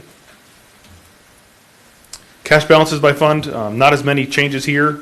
Nothing different than what was on the Q2 report. General fund is down, which is because of building permit revenue. Normal operations of a debt fund will slowly go away over time. It's 342. We had some transfers. We'll see some more of those coming up here, probably either at the next meeting or the first meeting in December. Some transfers closing out some funds, which has been good. And overall, water fund's up, which is good, and it's artificially up because we had a huge transfer into Fund 459 because we didn't have the bond funds until 2023 this year to pay for that TIF project we had worked on in 2022. So, any questions related to cash balance by fund? As you can see, 409, which you guys had questions on, 2.813 million. And growing, and the reason why it's growing is because we are earning interest on that money, sitting in a cash balance fund and earning interest. So. Water fund, I'm going to try to see if we discussed this last meeting, but I wanted to show it in real life to show you how much we are up in revenues from water fund. We budgeted 1.6 million. We are at 1.584, and that does not include the billing cycle that was sent out in November, which would have been September and October, and also the one that's going to be sent out in January for November and December usage. So we are way up in revenues in the water fund, and it is because you saw it, people are just using water like crazy, which is good and bad depending on who you ask. And then miscellaneous is all related to interest revenues. Utilities, that was a project that we did for the electricity. That's about it. Utilities benefits is related to timing and where people are working at. So overall, everything's good. So connection charges are way down, as you can see. Last year, 3.9 million. This year, 924. Yeah. It's all related to building permits. Unfortunately, they all come back down to that. Oh, any questions on that? Again, as we mentioned earlier, we're only looking for a 1% increase in utilities, and the reason being is because we're way up in revenues overall. We still have a lot of expenses to pay for, so we don't want us to stay flat just because we have a ton of things to pay for: water towers, water treatment plants, continuous rate increases for chemicals and just operations overall, but very, very small. Same thing with sewer. Yes. Assuming we get the water treatment facility up and operating next year before the end of the year, should we budget in for any extra chemicals or anything else we're going to need to help? Okay, thank you. Yes. Yep, Marty did a great job and kind of dissected how fast we can get that thing online, and he's going to push and prod to see how fast we can get that thing online. So. December. Yeah. The meters, the newer meters. Yep, AMI system. The AMI system, so I don't know if we have a update. I don't have one directly, but I know that we are working on getting that process moving forward. The meters are not going to change, but the AMI system is how we read the meters and be able to communicate with residents and say, hey, you might have a water leak or something. But I don't know any more timing updates. There's some installation work that they're hoping to get done by the end of the year, and then we'll be able to start testing the system early next year, the first billing cycle next year. So they've got to put some antennas up on the water tower and then one down in the old village, probably on the ball field. So they're going to do that, get that all up and running, and then we can start working on the software up at City Hall. Okay. So what that system again will be is an automatic read system that will basically transmit every, I think it's 10 minutes or 15 minutes. Yeah, 10. Every 10 minutes will communicate, the meter will communicate with the system to let us know if there's any leaks or anything like that. What that does for residents is it allows them to know they can set alerts, and then we can just get notified daily. And every once in a while we get a call from a resident when they get their Yep. bill. And it's usually new homeowners. who- Correct. Yep. So if they can set up, again, it's going to be both. So it'll be resident-based and us-based, so that they can set up their own alerts and say, once I get to this many dollars, let me know, and then they'll get alerted. So. Well, yeah, it'd also be kind of nice to know. I mean, I can tell them, check your sprinklers to see what the nozzle looks like, but it'd be nice for them to actually, run it for an hour and see, here's what this is going to project out to. Yep. Yeah, they won't be able to see the actual hard data. They'll have to call us for that. We can send it to them, most certainly. But they will be able to set up limits, which is the main thing for us, is like, how much water do I want to use? How much my bill should be? Yeah, I don't know that the problem is they don't, so this guy. They'll get the first one and they'll go, okay, well, I don't want this big a bill again. I want this bill. So they can set up an alert for that stuff. Yeah. And not saying we wouldn't share the information. It's just, we have all of the information, and unless the system's changed since I've used it, because I used it as a previous employer, they can't differentiate between this meter to this person, so they can't tell you that unless they maybe updated the software. I'm not sure. They might have, so. I think there is a possibility that they can do it It would be great. That phone and tie it into that meter. Perfect. Yeah, if they can, great. We're willing to, I mean, the information is not for us to have, it's for them to know. Yep.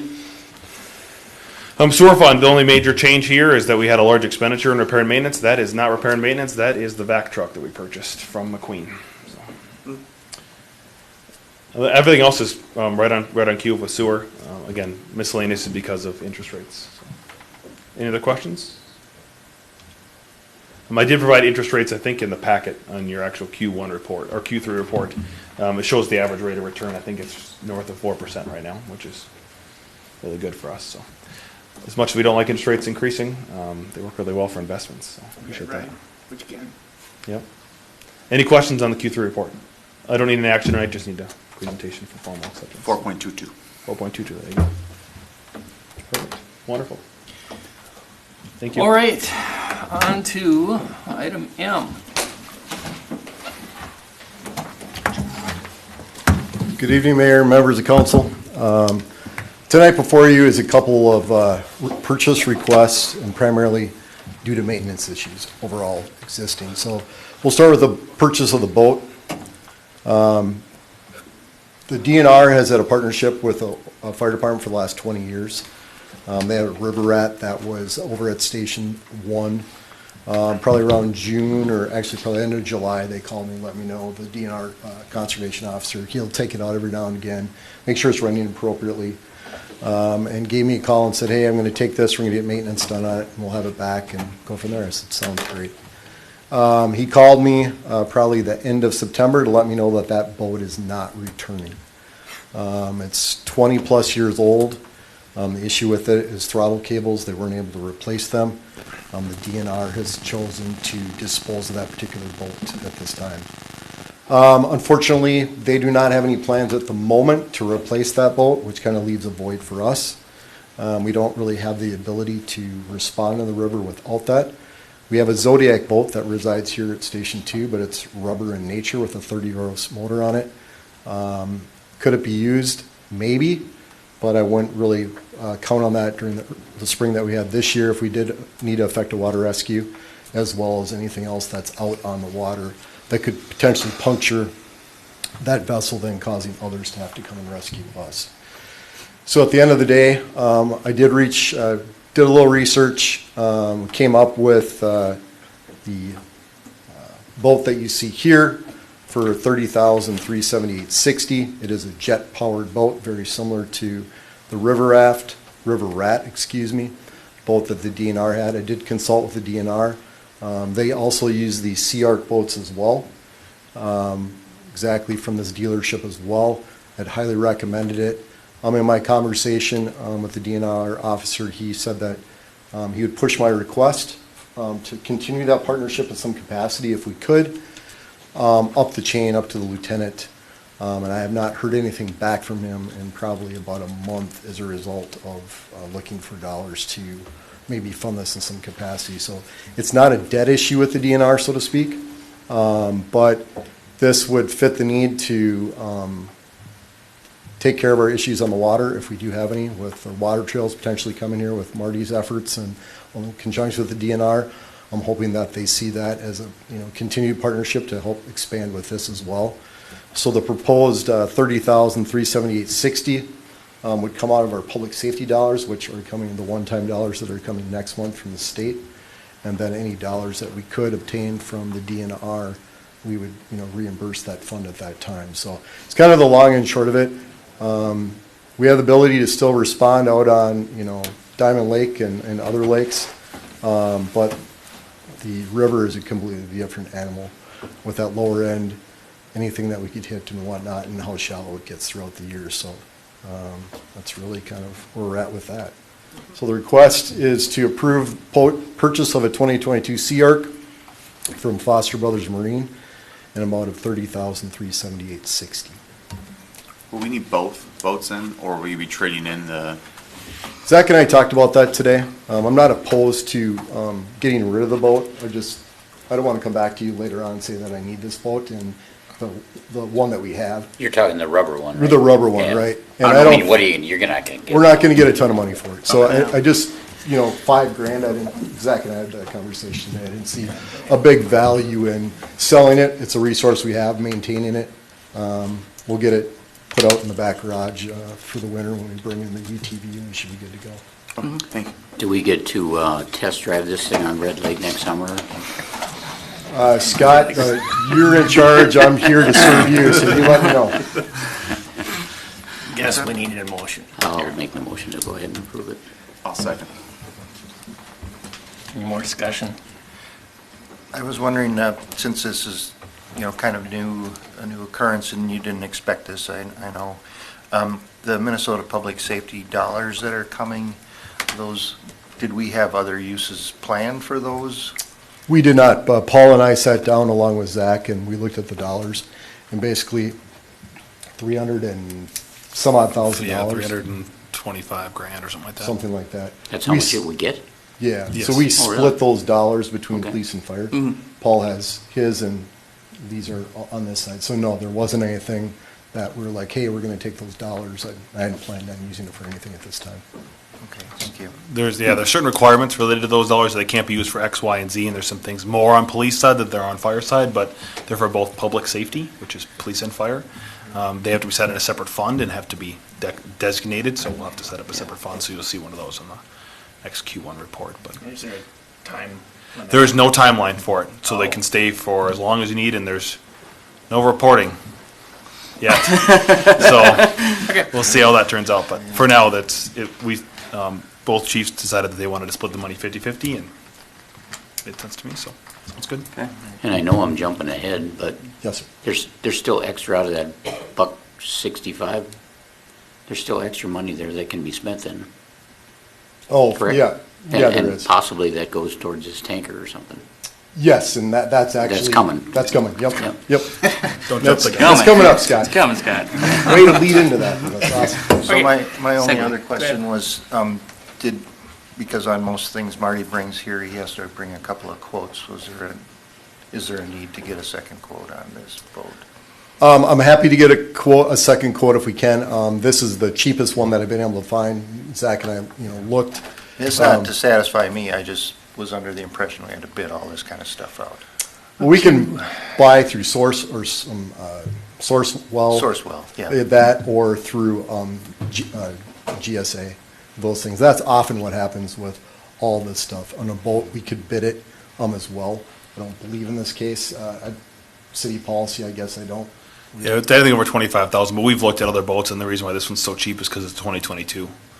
And it's still brand new, They're just that's trying why to it's get so out of the cheap. So showroom floor, we can yeah. look at a different boat, which we've tried to look around and looked at other boats, Sure. but every one of them's been 2023 or 2024, and that causes the price to go up dramatically. But we technically would look at others, which we did for this, we just didn't provide that other quote for those, for the same boat. But 25,000 or higher, we normally would have in a second quote, that's correct.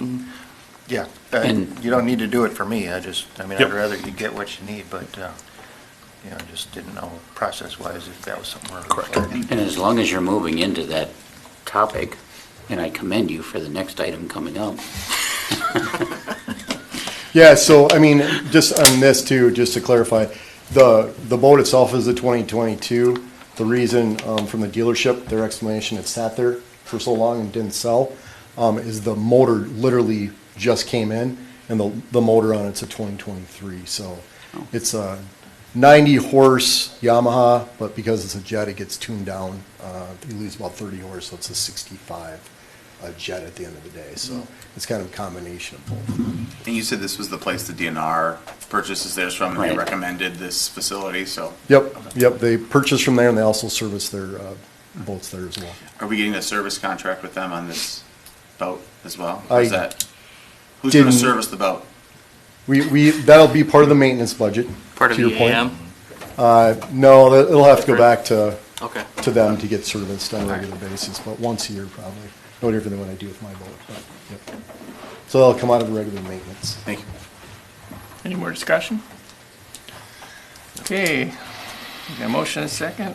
All those in favor say aye. Aye. Aye. All those opposed say no. Motion carries. 5-0. Okay, item N, tanker. Anybody need any more popcorn? Do you need Not yet. more popcorn? All right, good evening, Mayor and members of council. Again, tonight, this is a capital improvement request. It's two parts, so I'll put it all together, make the action request for the action items, or at the end of the presentation for two things. As you recall, we have a 2001 Freightliner commercial chassis that was scheduled for replacement roughly around 2021. This particular piece of apparatus resides over at Station 1. The steel tank was evaluated not too long after I arrived in July of 2022 due to some issues that they potentially thought that there may be some leaks within the tank. There were no leaks found at that time when we did that evaluation. Unfortunately, during open house, October 2023, as the truck sat out here for the open house, a leak was found along with significant corrosion. Additionally, one of the suspension components failed at that time as well. So the truck actually was leaning to the left, or the right, I forget, actually to the right. And this is actually the best picture that I could provide for you. There are no airbags within this particular truck. They're a, I don't know what you want to call it. It's like a bump stop or something? Yeah, You call it's that like a bump stop. Bump stop, basically.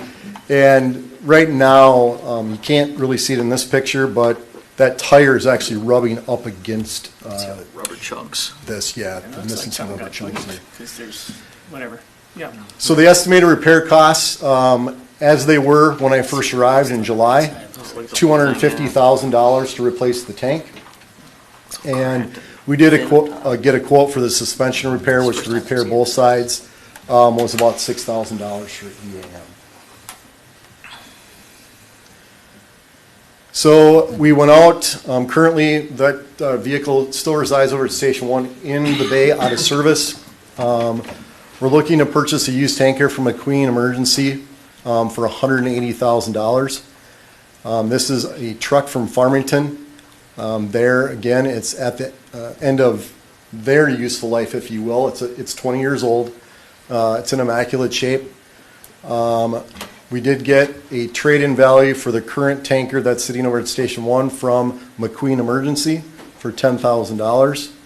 So the net cost to purchase this tanker would be $170,000.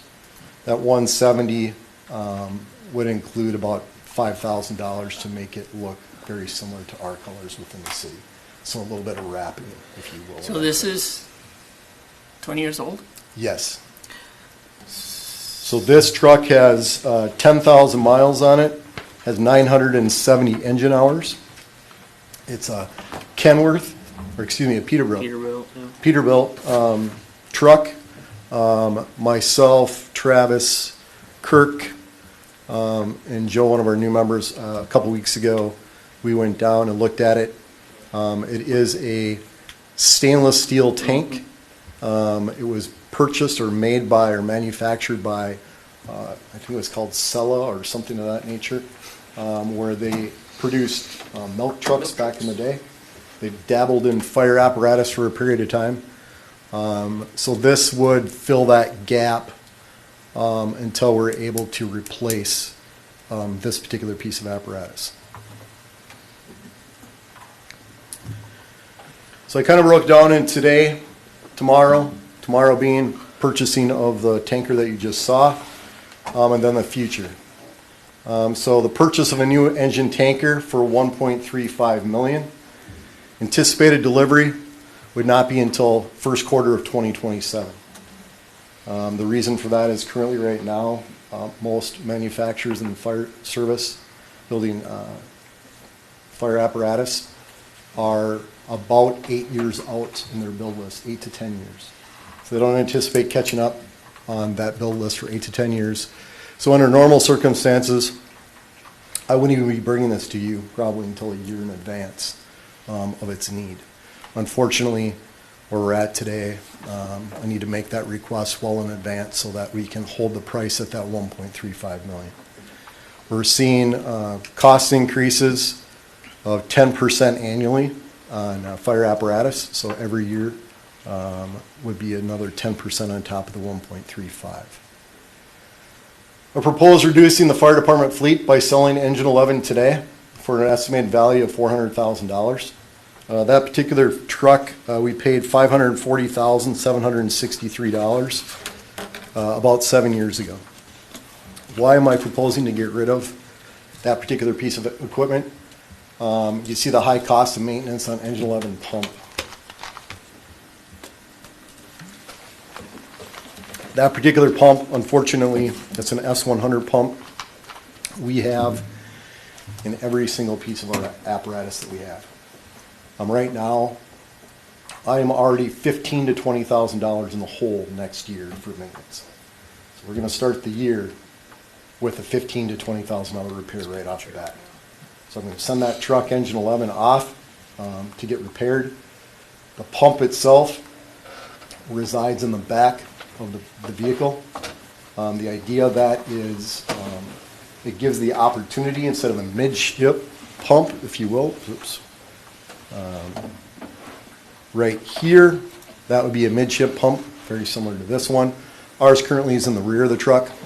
My assumption is the organization chose to go to that type of pump from a safety perspective in some capacity. Maple Grove has a lot of the same pieces of equipment, which they are now retiring and get rid of as well. But the S100 pump, what needs to happen is that pump physically needs to be removed from engine 11. The reason we can pump with it, if we have a hydrant system to pump with a hydrant, but we can't draft. So I can't pull a draft because it leaks. So that's fundamentally what needs to be replaced. $100 gasket for seal, for lack of better terms, is what needs to be replaced. But the pump needs to be physically removed from the truck, and then it needs to be rebuilt. And due to the manganese in our water and all the other things, more than likely that particular pump will probably have to be rebuilt again in 5 to 7 years, just because it's been taken apart and everything else is what I've been told from EAM. And what's the cost to rebuild the pump? $15,000 to $20,000. So hence, that's one aspect of looking at. We would still need to repair the pump on engine 11 prior to sale. We've reached out to McQueen Emergency, who works with Brindley Mountain, which is a third-party seller of apparatus, fire apparatus, and that was the number that was given. So roughly, if we look at that piece of apparatus, engine 11, after 7 years, it's about $20,000 annually use cost, if you will, without any additional maintenance that has been done throughout the truck. Why move to an engine tanker? So the idea here, as you've heard me say in the past, is I want to combine two pieces of equipment into one. We're going to take our tanker that's standalone currently today that sits at Station 1, put that together as one unit, so it'll be an engine tanker. This particular piece of apparatus that you see in front of you holds 3,000 gallons of water, as well as it has the ability to carry a regular crew and pump as an engine. So when this truck arrives on the scene, it gives us the opportunity to flow 3,000 gallons of water uninterrupted, unlike engine 21 has 1,000 gallons, and our newest our newest engine at Station 1, engine 12, that was built with 1,700 gallons, so it gives us a little bit more capacity. What we get into is the insurance, the ISO ratings come into play, and they have a water delivery time frame where they're looking for, when we do go to get rated again from ISO. Currently we're rated a 4 in some aspects of the community, and other places we're rated a 10. So the insurance services office, what that does for some people is it impacts their ability to be insured, their homeowner's insurance, and sometimes that can affect, like I said, if they can be insured at all or what their rates are. And this also goes for residential and commercial properties. With that being said, with this particular type of apparatus, we would have the ability to sustain. They want 250 gallons a minute delivered within the first 5 minutes. We'd have that ability to do that for a period of 12 minutes.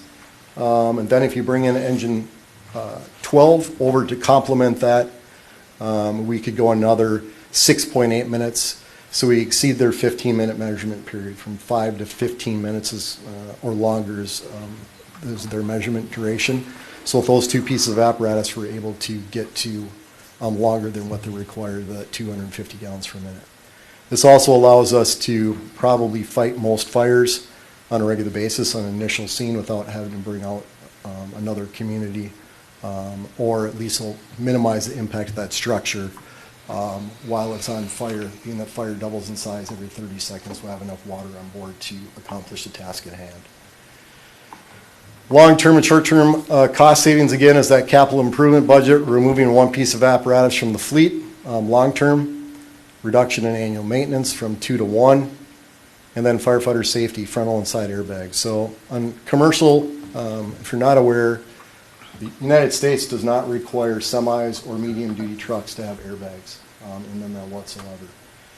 So a commercial chassis does not afford us the opportunity for firefighter safety like the rest of our pieces of apparatus with airbags. So that's one aspect from a firefighter safety perspective. Moving to, this is called a custom chassis versus a commercial chassis. The other thing is, you'll notice is that like all of our other pieces of apparatus are very same as this. It does allow for carrying of equipment and that crew, where if you look back at this truck, we can only carry 2 people.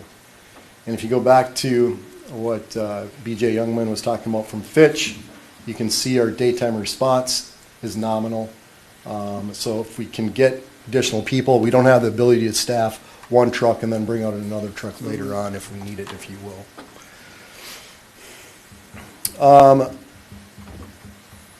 Why move? Like I said, I hit on this already. This isn't the slides got mixed up, but 250 gallons per minute.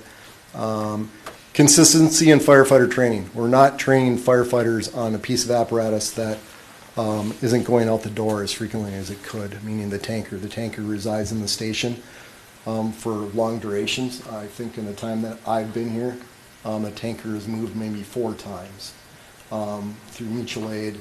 I don't recall any particular instance where it's had to move here for us. So reducing those engine and tanker into one just makes sense in that capacity. So that consistency in training allows for all our tools to be in one toolbox. So instead of having to grab water off of one truck and a pump off another fundamentally, because the pump capacity, if you go back to this particular truck, is limited. It's really just a jockey pump. It gives us the ability to pump maybe 100 gallons a minute, if you will. That's really not its purpose, but it does have that ability if it's needed. And that's the same system that we currently have today on Tanker 11. What do you lose on that engine when you add the Tank. Big tank on it, compartment space. On here? Is tool capacity or something? Yeah. Yeah, I mean, we still end up with a fair amount of capacity for tools and whatnot as compared to here. You can see we have very little compartment space. I mean, it's compared to a regular engine. Yeah. Yeah, it would actually be the same or similar as far Okay. as capacity of engine. The other value of this is we're moving away from a stainless steel or a steel tank to a poly tank. So the life of the tank is going to last for quite some time. It's got a lifetime warranty on it too, doesn't it? It does. That's one of the things. Yep. Correct me if I'm wrong, Chief, but an engine tanker is going to have dual axles or tandem axles in the back, whereas an engine could only have one. Correct? Yeah, and that's just strictly for The weight. The weight. Correct. You're correct. at the end of the So day. you're adding It's a lot of weight. Yeah. added axles. So now, I think where you're going with this, and correct me if I'm wrong, the Farmington tanker is not necessarily really needed if you have this. That is correct, Scott. Yep. If I could get this tomorrow, Yeah. I won't even bring you the $170,000 tanker. I just feel that we need to have something in that interim because this won't be available to us till first quarter of 2027. We'd have another issue though, and that's paying for it. Yeah. But Yeah. Today, yeah. So what does that look like? Yeah, what is, In terms of cost today, cost next year on delivery, that kind of thing? So when we talk with the manufacturer, the 1.35 is today's cost. They're doing about 2.5% roughly every quarter is their increase. So Quarter? that's every quarter. just because of the volatility of the market and supplies and everything else On the price of the tanker, on the price of the tanker. the engine tanker. Yep, Yeah. engine tankers. So we're looking at, if we wait a year, 10% on top of 1.35, then we're pushing it out to roughly 2028, thereabouts in that capacity. So we can lock the Sure. price in today. Yes. Yeah, I think that's the question that you asked. Correct. Yeah. Yeah, what I was really asking about is if we saw that this is the right way to go and we want to move now on this, what does that cost us in 2023? What is it, what is their payment 2024. look like? So we don't need to make any payments currently, so we would sign the contract. We would have the ability to get prepayments if we wanted to. They would give, let's assume we sign the contract today, they would give us a certain amount of discount for prepayment, so it could be lower than the 1.35. I think 4 to 8%, somewhere in there is kind of what they were kind of saying. As, let's say we decide that, okay, we sign the contract tomorrow, we wait a year, there'll be a reduction in that prepayment discount for every year up until, because we can do a prepayment. We don't have to do a prepayment today. We could wait a year, but it'd be reduced. We could go into the next year, it would be reduced from there. But So they we would would give pay us- nothing today and pay the full amount when it's delivered? Correct. Or we could pay half of it in a Installments, year, yeah. and then half of it at the end, and we'd pay less than 1.35 because they're going to give us a discount based on Possibly. prepayment, is what Yep. I'm hearing you say. Yeah, because there's a discount on like chassis build and stuff like that. So yes, I mean, the 1.35 is if we wrote a check today, if you will, sort of. But again, it's a different time for me and coming and asking for apparatus 3 years in advance. I never thought I'd be in that shape because typically when we look at apparatus, we're probably looking 15 months in advance, take 3 months to investigate what the organization needs, take a look at manufacturers, and then present that to council probably 12 months in advance with prepayment discounts throughout that year at the end of the day. But we're in a different time post-COVID. It's kind of where we're at in that capacity. So I have another question pertaining to, I know roughly 6-7 months ago when we were looking at purchasing the, Tanker. possibly Wasn't that one? possibly purchasing the property. Well, At that time, we had an extra engine for Station 3. What happened to that engine? we still have an extra engine, if you will, meaning we have engine 21 here, we have engine 12 and engine 11. Okay. So I'm reducing the CIP by 1 at the end of the day, because this would be an engine tanker, that would be 1. We'd still have a rescue and so forth. This would also free up space, if you will. As you saw, to your point, Scott, BJ's presentation, you could go to 3 stations. That, I think, from my perspective, at least on the surface, is probably a temporary thing for 3. I think ultimately down the road at some point, Station 1 would close and they would get realigned more. One probably up by Public Works someplace, and then the other one. So I think you're really We going to deal with that at another time. Yeah, would be at Extra 2. time. But you were saying in 11 Past years, my time, yeah. you would sell off. We would sell off 11 Right. Yeah. to this Get point this Help done. this. to help with this. Is that And the one 1.3? that- oh, I'm sorry. The one that's parked over at Public Works, that's not in the discussion No, here that's at all? a piece of junk. No, and I'll speak to that, Councilman Fashant, is that that truck is 20-plus years old. And this is something that we didn't talk about, we will be talking about here as we get into 24 for capital improvement. We need to start looking at the length of duration of how long we keep trucks because of all the maintenance issues. Yep. I'd like to look at something that's 10 to 12 years, just because in talking to the manufacturers, that's kind of the sweet spot. We have no issues with miles today, the number of miles we're putting on trucks. It's just that length of time, because that truck over there, I was happy that McQueen came in. I was looking at, Corcoran was potentially interested in buying our tanker. But in my brief discussions, they weren't really interested in spending $10,000. They were maybe at the $5,000. And when I mentioned that to McQueen, they said, well, we'll give you $10,000. I'm like, well, sold if, in this capacity. But, so there's no value in engines. There's that tipping point of what the value is, and we're actually we potentially will get a fair amount of value back out of engine 11 based on where it sits today. We could hang on to that engine for another 3 years, however, the value would not be there in order to bring this 1.3 down from there. But the one at Public Works, that can just go. Yeah, That's just we're working collecting towards hornet's nests. making room for Marty here soon, because it's been there for a long time. I just need to put it out there for auction in that capacity. The 1.3, that's before we trade in the vehicle, correct? Correct. So it'd be 1.3 minus the 1.35 minus the 400, and then assuming we trade back in the tanker, so it'd be minus the Yeah, rebate for that. thank you, Councilman Troll. So we believe the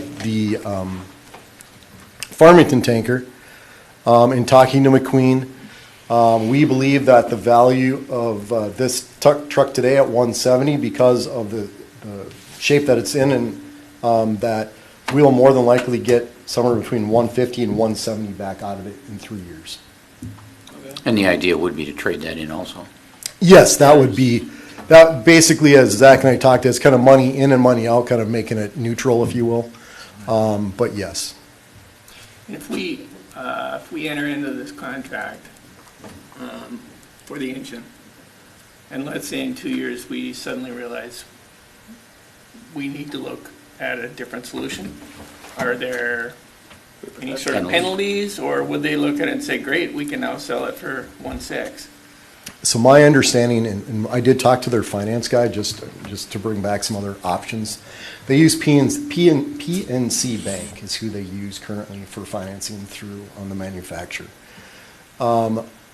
Let's assume that, to your point, we could even take delivery of the truck, use it for a year, and then give it back to them Pretty much. with no cost to us, because that's kind of how their Okay. lease works in that capacity as well. So this part, I guess I'll turn over to Zach, if you will. From a financial perspective, he tried to put some more stuff into it. Yeah. Good evening, Mayor and members of council. I'll keep Chief up here because he'll answer any more questions about operations wise, but everyone wants to know how we're going to fund this thing, because 1.35 million. Again, I know that the chief had mentioned if we can get any discounts on it, we will, and look at those if we could prepay. We do have pooled cash, so again, we may be negative in this one fund, but if we're positive in another fund, we can float the dollars for a little while, which is likely what will have to happen. I want to make sure that we look at it in total though, because if we're earning 4.22% on investments and it's only going to be a 1% discount, it doesn't make any sense for us to prepay, because I can earn 4% interest Right. and not spend 1% less. So There's actually 5.25 out there right now. correct. That's, I mean, and there's more than that. I've seen a couple of them, which is good. But so the tomorrow's financing. So basically, this is temporary again. As Chief mentioned, $170,000 is unbudgeted currently, and so that would just basically be resold in 3 years. We're not keeping that tanker if we got the engine tanker. And again, it's an engine tanker, so we still have an engine and a tanker at Station 1, and then we move that engine 12 currently that's sitting at Station 1 down to Station 3 in the future would be the idea. So again, less pieces of apparatus, but how we'd fund it. So we have $475,000 that's budgeted for in 2026 for replacement of that tanker. It was previously in 2021, and then we moved it to 2023 or something, and then we moved it to 2026 in the last budget. We never actually levied for those dollars. Right. It never actually came to fruition, but we are budgeting and planning on levying in 2026 for the tanker portion, which is $475,000. $400,000 from the sale of engine 11. Chief and I worked today and said, I think we should put some of those monies for those one-time dollars from the state that we talked about. I don't want to take those all the way down to zero, because there's guaranteed something's going to pop up where the one-time dollars are needed, because it's guaranteed to happen. But Fails. if we do $75,000 from the one-time dollars from the state, it gives us roughly $50,000 left for the chief to use for other things that come up. Hopefully, it's not a boat or something else. But and then we got to figure out how we're going to pay the rest of it. So beside those things, the chief and I will continue to look for grant opportunities whenever we can, and see if we can get some grant opportunities from now until we receive the piece of equipment. But we essentially have two options. We could continue to levy or have a one-time increase in the levy of $100,000 in 2025. Again, not in 24, but in 25. And then have that one-time increase over the next 4 years. It would be a one-time $100,000 increase, and then we just wouldn't reduce it by $100,000. That one-time increase would be there for 4 years and get $400,000. Or we can do a stepped increase where we do $50,000 a year, or any combination of the two. We do $50,000 in 25, another 50 in 26, so we slowly would get there.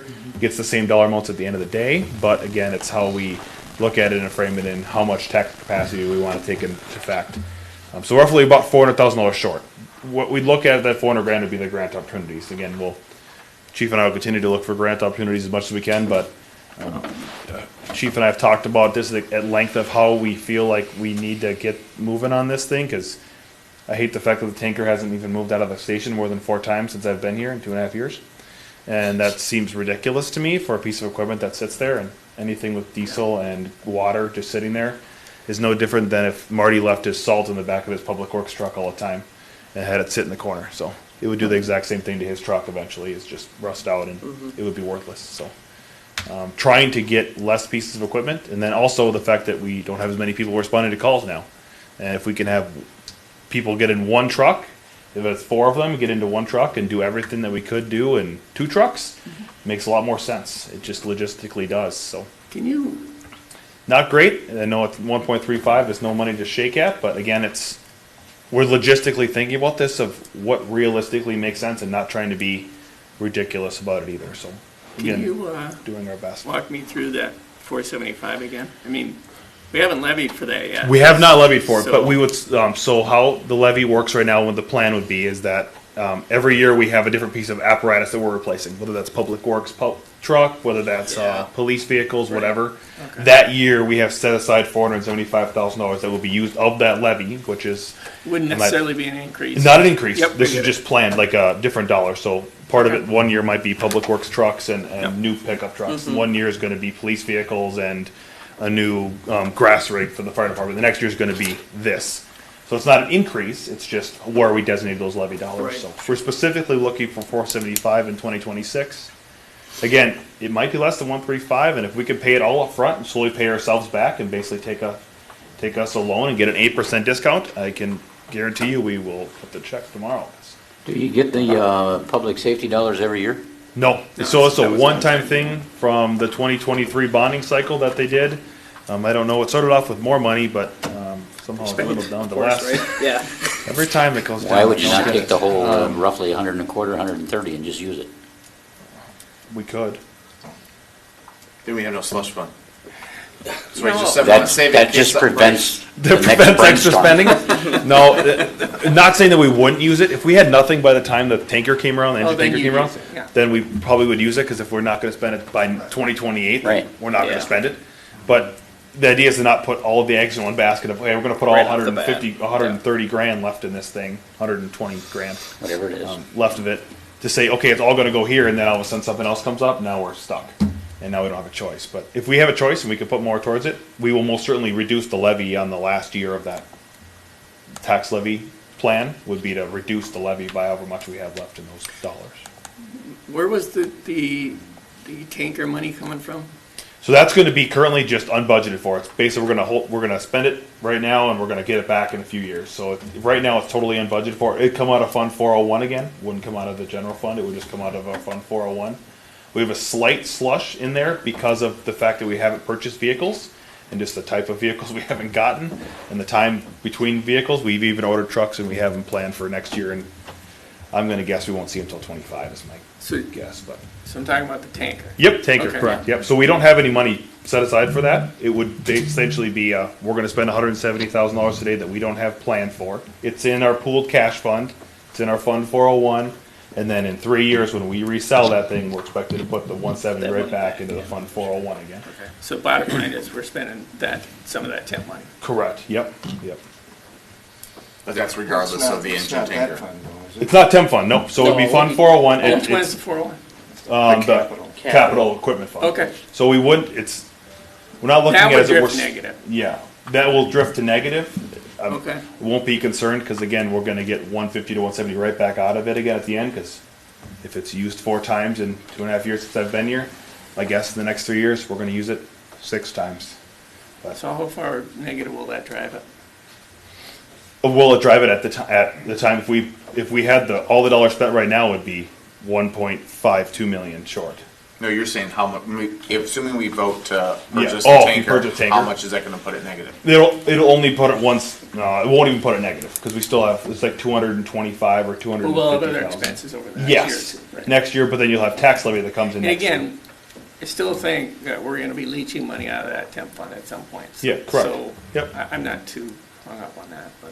Like I said, currently the fund would look negative. However, long term, it's going to come right back to us. So I'm looking at that as a net zero, not as a okay. We're putting 170 down towards the engine tanker when we get it. It's a we're paying 170 now so that we can get 170 out of it in the future. Essentially, leasing a vehicle for a few years. And have we looked at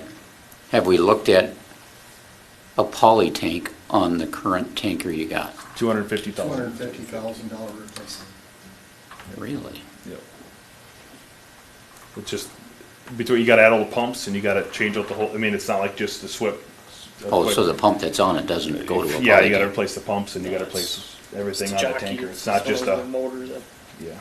Fortunately, it's not just just swap it out. Yeah. Marty, you can't make something? I think you could. For 150 grand, you could make something. I know you can get a $3,000 poly agricultural tank for $4,000 or $5,000. I wish it was that cheap. Any more discussion? So what we're looking for tonight, and Chief could say if there are any more questions operations wise, but we don't need to necessarily hammer out the tax levy thing at this moment, but we will have to have a discussion with it if this is the decision that we make. But we're looking for two council actions, which will be one to approve the sale of the tanker. I believe it's on the next slide here. Approve the purchase of the tanker from McQueen for 180. Approve the sale of the current tanker for surplus for 10,000 to McQueen, and then two of those additional would be approval of the purchase of the tanker, engine tanker for 1.3. Again, if we can get it for less, we will most certainly do that as a discount. And then the fourth one is declaring the engine 11 as surplus and sold on auction on Brindley. 4 different motions. And all of that happens in the next couple months. Yeah, so the tanker would be received in February-ish, March sometime. That's when we get the tanker. We could probably give them the tanker right now that we have because it's worthless to us right now. Yes. It's just And why sitting there. can't you have the other one until February? They're waiting on their piece to come in. Oh, They're waiting on their oh, tanker. they don't have it yet. They don't have it. McQueen doesn't have it yet. Okay.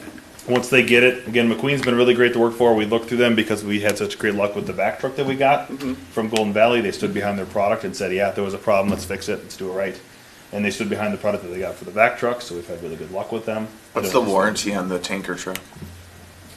Zero. The one from McQueen. The one from McQueen, there isn't an extended warranty or anything. It's basically, it's kind of very similar to what Marty had, I think. It'd be fix it, or they'll make sure that it's pristine and ready to go out the door. If there's any issues, McQueen, my experience with them, no different than Marty's, is if there's something that goes wrong with it, relatively soon after purchase, they stand by. It's pretty much as is. They stand behind their product though. I mean, I think we had a pump or something go out on the back truck like almost right away or something, and it was like, oh yeah, they stepped right up and fixed it. We didn't have anything to pay for it. So I want to go through the numbers again in my mind. 135 minus 400 minus 100.5. Correct? Right there. Roughly, ballpark numbers. So we're at 800. And the thought is to levy 400 of it. Unless we can get grants. And you're still at 400 for a balance. Correct? You got 475 replaced in the 2026 for the tanker. That's already budgeted for. Again, that's not new dollars. That's just additional dollars. Then So there's sale of still engine 400 11. grand that we got to come up with, or we got to find someplace. Correct. Yep. And that's where the levy comes in, and/or grant opportunities. Like I said, the chief and I will look and see if we can get any sort of grants, and we will most certainly do our due diligence because 400 grand is nothing to shake a stick at. But if we could put, $1,000, $5,000 into worth staff time to get a grant, it's worth it. Yeah. So. And it's happened. There's been other communities that most certainly have done the same thing. Oh, wait a minute. Actually, the 800, and if you take the 130 public safety dollars off of it, it's even less. Yep. Yeah. Like I said, if we haven't spent that money by 2027, Then use it. then we're going to be Use using yeah. it. So. Go ahead. And that money doesn't go away. I mean, it's always Nope. sitting there. Yep. There's no expiration date. As I said, there's no deadline to spend it Nope. by, unlike the COVID dollars that you have until. Correct. Yeah. The COVID dollars, there was a 26. 3 or 4 year sunset, Yeah. so they had to be spent by 2026. Okay, so Generally, I'm really good with this plan. I think it's pretty well thought out. I think the. Well, they probably spent $3,000 of staff time just figuring it out. Well, it was. You're welcome. It was well done. It was well done. Money well Yeah, spent. so this makes a lot more sense to me than I. He does have They could have been doing something else. At any rate, well, I guess I just have the last couple of minor questions. So if we move ahead on this, particularly the new engine tanker combo thing, are they guaranteeing us a production slot in that first quarter? Or is that just a kind of a loose estimate on when they think they can get? Yeah, they're 36 to 42 months out on pretty much everything they're building in that capacity. No earlier than 36 months, just because of their backlog. It could be a little bit longer, so it could push it maybe into the second quarter of 2027 potentially. Likely not, but that's kind of what they had indicated. Yes. But it does put us on a timeline for production, not though. Right. Yeah, it's not a fixed schedule. No. I know some of the bigger equipment I've bought for the hospitals in the past, you're buying a production slot. Right. Mhm. Yeah. So, that, once that slot's filled with somebody's name, then that's gone, and that's when you can expect to see that this is not quite that way. This is a little more our name's on the list, and when they get to us, they will. Correct. Okay. Yep. But it won't come sooner than 36 months. No, that's Not likely, but I not mean, if it likely. did, it did. And Yeah. Yeah, they're pretty, and that's the thing, the ARPA money, as they call it, against COVID dollars. Yeah. A lot of folks are trying to spend that down and really pushing a lot of these production schedules way out. They keep to try to expanding their facility. All these manufacturers are, and just keep coming up short. And Gary, your gut feeling right now, I bet, you just probably cannot believe that this discussion has gone on this long. I plead the fifth. So all in all, it looks pretty It don't good. look I mean, bad. The only thing I would add is I think that the one over at Public Works, you just need to make that one go away. And that's Yep. in the plan. If we can call that. No. I don't No, know. that's not in That's this. not- Oh, that plan. wasn't the bottom? No, On the no. next slide? Oh, No. No. okay. We can do that. That's not a big deal. I can put that on govauctions.com. Well, that was the action step. If you go back to the action step, sorry, the next slide. The action step is the approval of, too many. The engine 11 is the one that's currently needs to be repaired, that's at Station Yeah. 1. Okay. I don't even know what we call the engine that's at Public Old Works. engine Old 11. engine. Old engine. engine 11. Yeah. Can we just auction that when we auction number 11? OE11. I'll auction the L8000, the Ford that's sitting at Public Works Totally separate. totally separate. Yeah. My guess will get You might have to pay somebody to come and get it. buy one, get one free. You don't want to turn it into anything? So do we need different motions in all four of these? Or can we do it as one? You can do it as one, or you can do it as all individual. just That's why we set it What's as. the general consensus? Just do it all. Can you guys believe it? I'm I know, sold. right? I mean, he almost had as good a sale job here as the little side-by-side thing. Yeah, good job. Should we add the fifth bullet, which is to get rid of the one at? No, that doesn't happen. I'll make sure that happens. I think that was declared surplus years ago.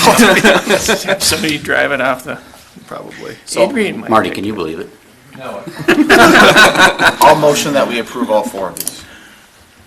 As shown, yeah. I'll second. You're gonna vote? I get to vote on this. I don't get to vote on Okay. things that directly. Any more discussion on these, all four? It makes sense. We good? All those in favor say aye. Aye. Aye. All those opposed say no. Cool. Unanimous. Can you believe that? Thank you, appreciate your time. Good job. Hey, Gary, I know another way where you can get about 125 extra too. Scott's got a suitcase under his pillow. No. Yeah.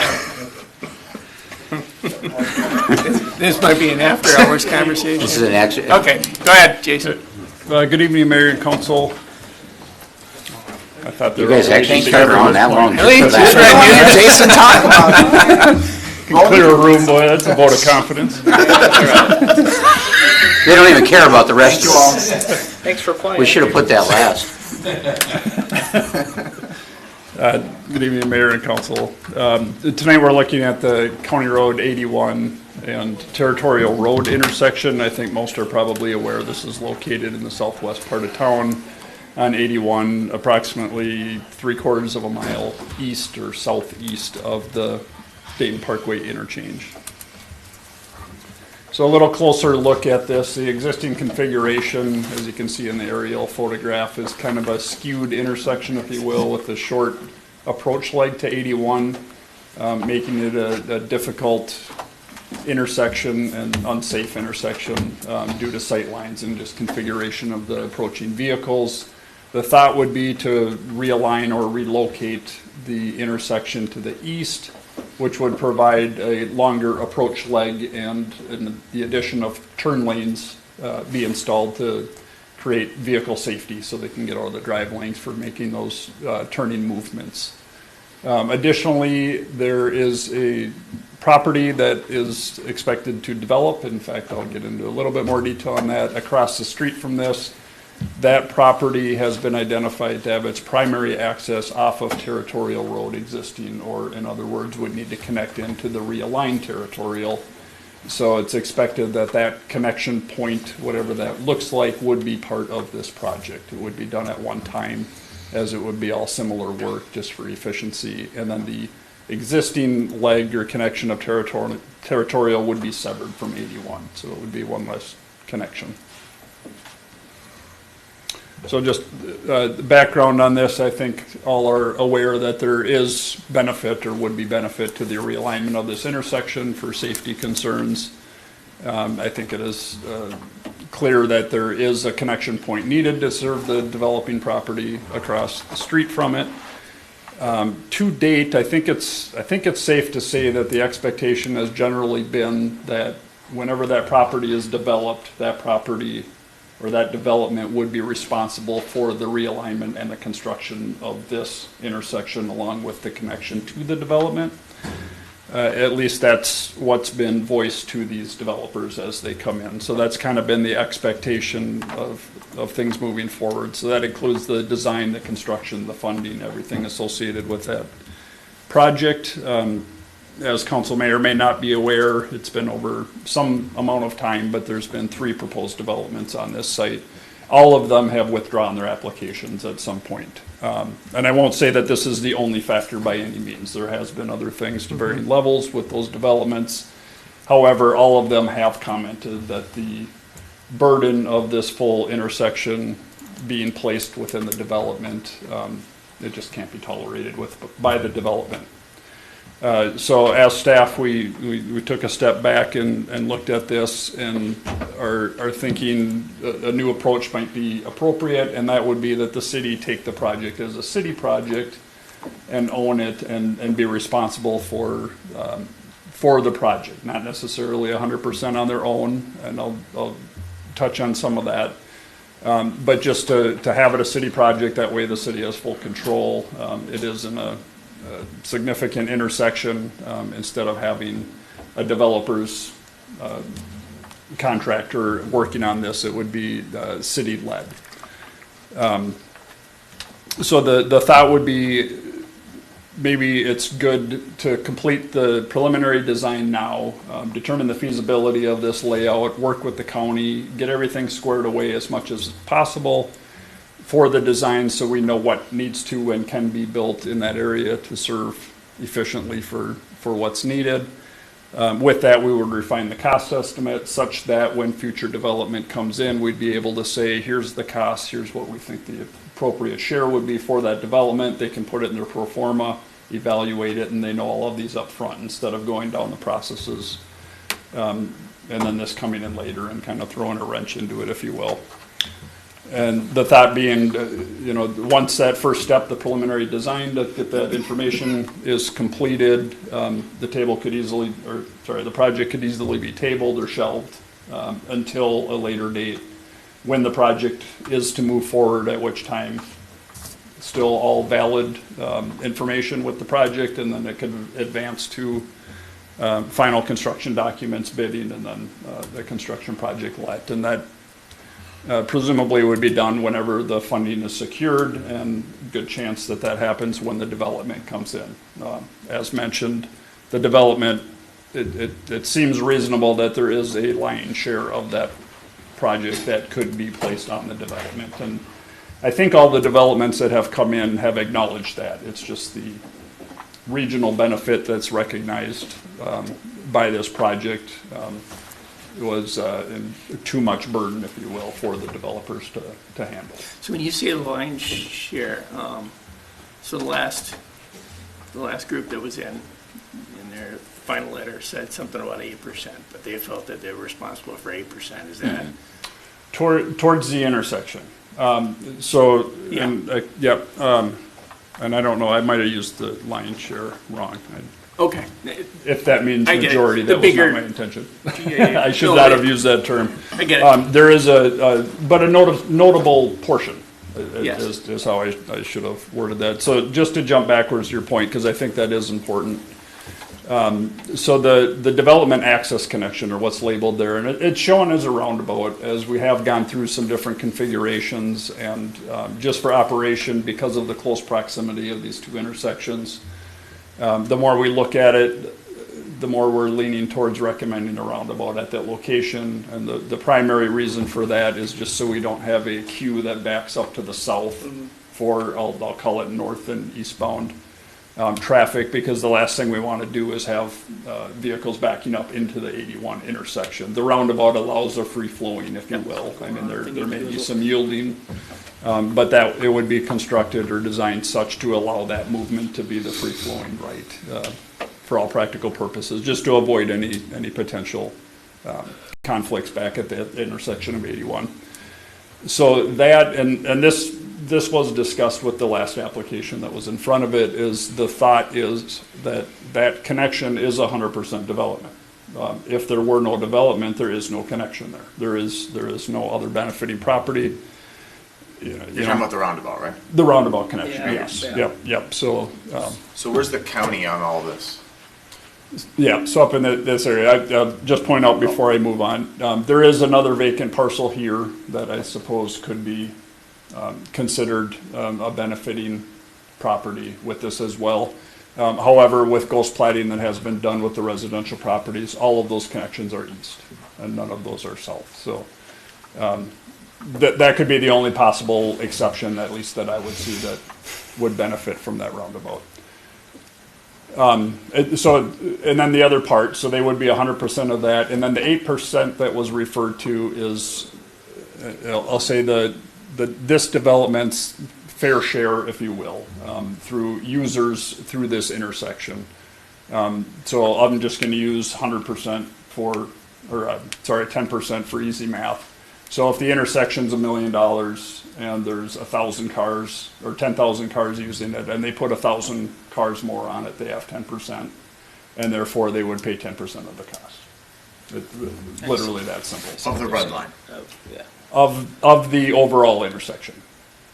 So that would be turn lanes, realignment, all of this. That is a benefit of that intersection. Whatever their contributing is. I don't know if it'll be 10%, it may be 5%, Right. it may be something less. I don't expect it to be much more than 10. You're talking about So- the intersection at 81. Yeah, so Correct. the larger, so roundabout, 100% developer. And we will go through all of these and work to kind of break down the costs, if you will, so it's a little clearer, but. And the last three people that backed out of this, it was explained to them that way, right? Or It's were been- we asking? It's been explained that they're paying for everything. Yeah. Oh, Improvements to 81 and all. Which So actually, yeah. kind of the messaging has been through the processes that, and this goes all the way back, probably predates most people in this room, well, to be I honest. mentioned So- that 3333, Well, so why would we be asking for And I do want to 100%? come back to Councilmember Trout about the county, because that's a big component Yep. of this for sure. So this dates back all the way to Territorial Commons. Yeah. So this intersection was seen as, development should upgrade it because development is what is increasing the need for a safer intersection. So the thought was it should be some kind of a shared responsibility between Territorial Commons and this future development, what we're calling it, across the street. Territorial Commons, the negotiations went through. They did dedicate the right-of-way and they provided the space for it. This land on the other side can be expanded for ponding purposes to create these things. So basically the land was coordinated through that. and I don't know if formally, but certainly the way they came through with discussions, okay, they provided the land necessary, the funding will come from this other development. So that has been the message through to these developers. And now finally getting back to your question, knowing that we wouldn't get any funding from the county and the city not wanting to be the contributors to this, as the thought is development should pay for this. Unfortunately, I think the county is still in the same position with the funding of it. We will absolutely continue to request additional funding on this. But as of now, they do not have any funding identified for this improvement. So the thought being is it would be 100% city, at least at this point. Now, maybe that's different when we get more detail and say this is the layout. Now we have solid costs. As of today, it's been all very loose and high level. That's another thought for moving forward with preliminary design. We can work with the county and say this is exactly what we're doing. You know, we have a reasonably tight cost estimate. We can secure this much through development. The city is willing to put forward this much. Here's our gap. I don't know if that's a different result, but it's a lot better discussion going in and having an identified real number is the thought. Unfortunately, we have looked at a lot of grant programs over the years for this, and it just doesn't score well. So I think between city funding, this development, others if the timing is right, but it's probably a limited contribution at that point, other developments. But it's the development in city. And the county still doesn't score this as a dangerous intersection, right? That's the issue. That is, I mean, that's a component. So when you go through an intersection analysis, and I forget the number of criteria. I want to say it's 13, but I might only be half right. I think it might be higher. There's a lot of criteria, and safety is a big component, and severity of crashes is a big component. And unfortunately, there has been severe crashes and fatalities even in this area, but they're not contributed to the intersection because they happened far enough away that it's not linked to it. So I haven't seen a formal study or review done since Territorial Trail came in. It was probably 2016 or 2017 that the county said we score 0 on this. Might be slightly higher now as there's more users and unfortunately probably been more accidents, but nonetheless it's not going to score well. The other thing to point out on that is more so, well, it is on configuration, but that's more so in the analysis for a controlled intersection for the signal part of it. So, and just to note, what's been discussed and shown up here suggests no intersection control, no signal with it. I think it would be advantageous to have a signal. Yes, I agree. And we would want that. That's going to be fully county discretion. They have full authority over that. We would present and request that, but at least as of now, we've been limiting the improvements to the widening, the turn lanes, and the reconfiguration. So when we think of the other intersections the city we have problems with, where does this rank against others from a, is it high, is it low? There's like 5 or 6 pretty bad intersections. Is this 3? Is this 1? Is this 6? Where does this land? It's, I mean, there's so many factors that could go in. I mean, as far as safety, it's probably, I want to say outside of the highest 10 to look at even. I say that with reservation because I don't know. I would have to verify that. But I am thinking of several that are it's definitely low compared to where else?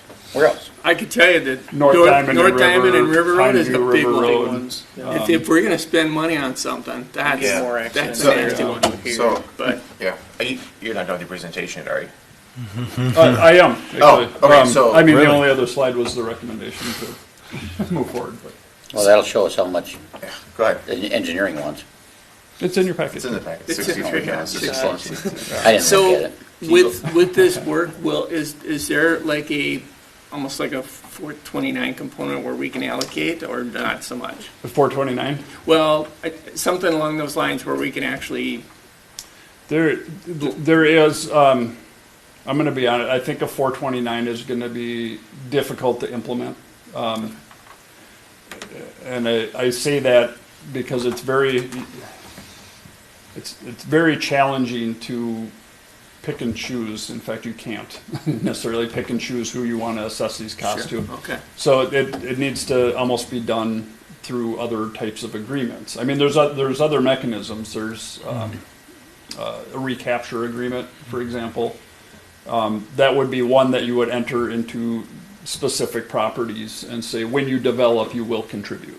So it's kind of an IOU thing, and it's a That legal seems kinda contract. messy. But Yeah. There are ways of doing it. To be honest, I think there was one done on this future development property. So with the sewer that was put through there. Oh, I think, Yes, that is correct. yes. So There was a recapture agreement done 2014? Yeah, 2013? when the sewer was extended Yes. up to the, Yep. at the time, PNF factory. talking So about when, that, right, or- when this property develops, money needs to go to PNF. I don't know if it's Yep, city that's correct. funding Nope, or if it's that's exactly city it. funding, so. That's correct. So is this something we could also look at and say this would qualify as a TIF develop? You could use expenditure? economic development TIF. I on would this. think it would be a good candidate for it. I mean, I would just think, because there would certainly be public benefit identified. Because that with those improvements. effectively cuts our costs by a boatload. Yeah. So- We would essentially treat this as an economic development TIF, similar we did to Graco Yeah. with the West Frontenac Road project. The road project, yeah. And then it kind of doesn't matter. I mean, we're still on the hook for that, effectively that, whatever that 33%, whatever it works out to be, the taxes we'll put into this, but then it kind of doesn't matter who's TIF'd, right? So, Yeah, you could incorporate more if you have them both go at the same time. You could incorporate more area to say they're in the TIF, which means it gets incorporated faster. yeah, it's just that I'm not sure that we'd actually have enough expenses to really make that TIF area very big. I mean, maybe we would. Yeah, we may, like I said, you set it up as a 9-year agreement. It can be repaid early. So you Yeah, would say, that's true. okay, if it's just this one future development property, and it's going to be $1 million, then if they pay $400,000 a year, now it's paid back in 2.5 years, and then it's done. So it's a cap of either in 9 years and or this. Would we have to slide it over from Territorial Commons? The Or do we have roundabout? enough right away there? For a roundabout? So I think there will be enough. I mean, Okay. this is not a very sophisticated drawing, as you can tell. And this is the only level that's been completed. And I'll just call it triangle for lack of better shape. But it's almost done, right, Scott? This area right here is a pond, is an old aerial. But the city owns all of that. They own that entire lot. So any encroachment on here is obviously And already. the property right next to that is Stearns', Stearns. and they're not in any hurry to sell, right? Haven't heard anything. Yeah, from what we've heard. Yeah, and again, on that one, and no, it's just ghost platting, so it's not what would certainly happen, but the ghost plat of that was showing everything with connections, and it's set up for 3 connections into the Territorial trail development. Okay. And I'll just a kind of a side note, but the farther away the development occurs, the less chance there is or to tying real benefit to it. So without direct contact to it or close proximity, it starts to become less and less that can be justified as an expense to that benefiting property, or as a benefit to them. So we could TIF plus allocate some cost directly to the developments. Yes. Sure you Okay. could, yeah. Yeah, Well, you're that gonna get seems, 10 or 20%. One other I'll point out is the city has state aid funds available to, those can be used on higher jurisdiction roads. So the city can use state aid allotted funds for improvements to a county road as well. So that would be another potential funding source. just, it's kind of a different, unrelated, but that study that we're gonna be seeing with the, With the do road they work. account for where that money can be spent, state aid money? We can certainly identify that on there. Yeah, we have a state aid map with all the Oh, okay. designated routes. So we could Yeah, that's, spike something. yep, that's a pretty simple exercise. Because we have to be on just about what caught can up and- on that. I thought we used all of our next state year? aid money for the next Next 4 or year's 5 is years. the though. last, January would be the that last was- full payment. That was 4 years ago. Is it really? Yeah. What's it? The state aid money, the loan we took out for? Yeah, I think January or February, whatever the allotment is, that will be the last full withholding. And then after that, because the allotment has increases, that will be the final year, and that will be less. I don't know how much less, but it'll be less Surprises me than the that's that full. long. So you'll be back Well, in the black, if you We took will. out 5 years worth. Yeah, no, I know we didn't. That's why I say, I thought it was burned up. Yeah, for next year, 2024 is the last year of that repayment. So Okay. we'll be back to zero, or if it's not zero, it's dang close to zero. Cool. Yeah. So in 25, we start getting money back. Yeah. You got it. Yeah. Yes, Okay. it was, and Okay. So, That was a lot of discussions. So I'd say, for me, this is really helpful, because I didn't have any idea what. I was not sure where the roundabout was. And I was looking for a big had visions of this picture. on 81, Oh. I couldn't imagine how that would fly. So just the dots and the marker picture here. is Yeah, I was helpful thinking to about, me. an $8 million roundabout on it. And also the, Oh gosh, no. And we can do that if you really want to. Yeah. flyover on the railroad tracks and, Sure. That was, yeah. Another bridge. yeah. Okay. Well, anyway, it's helpful to me because I don't think we've been at least consistent in our message to the developers on what they're, No. in part because I think each of us had a different understanding of what we were talking about, but, so more proof that we need to get this thing down on paper, and when this developer comes back, or the next one, for that area, we've got something concrete to show them and say, here's how you're gonna participate, and this is what it's gonna look like, and we don't have that today. I Right. think it would also help, this kind of communication. I like the discussion around the TIF, and I think we should pursue that option, see what that looks like. I don't know if that Ellers does that for us, or who. Yeah, Ellers can run a quick scenario to figure out how much it's gonna cost, depending on what the project is. Obviously, we'd wait till we got an actual preliminary plat in, then we'd actually have Ellers do the work and figure it out. Like, Sure. we don't wanna spend the money on Ellers doing the work on the TIF, and we have no clue what it is, so we're just guessing. You know, it's totally different if it's commercial versus Yeah. industrial versus apartment building versus townhomes versus whatever, so, I And think the other that even developers that are gone, we're they're not coming entertaining back. that would, sorry.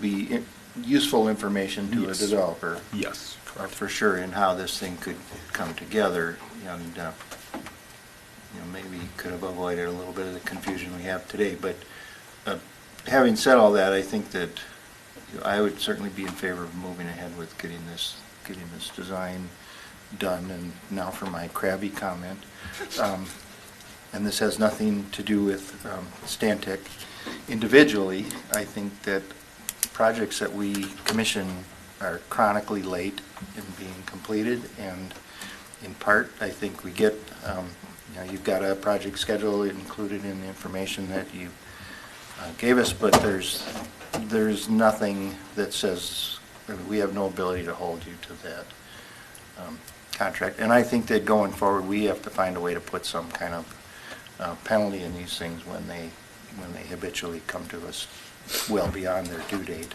without reasonable expectation. I think that it's just, I'd like somebody remind me of a project that came in on time, because I can't think of one. And so I got to get out of this business, and I'm not exactly sure what that looks like, but I think there needs to be a financial incentive or penalty on these kind of contracts going forward, to who we're contracting with to get their work done on time.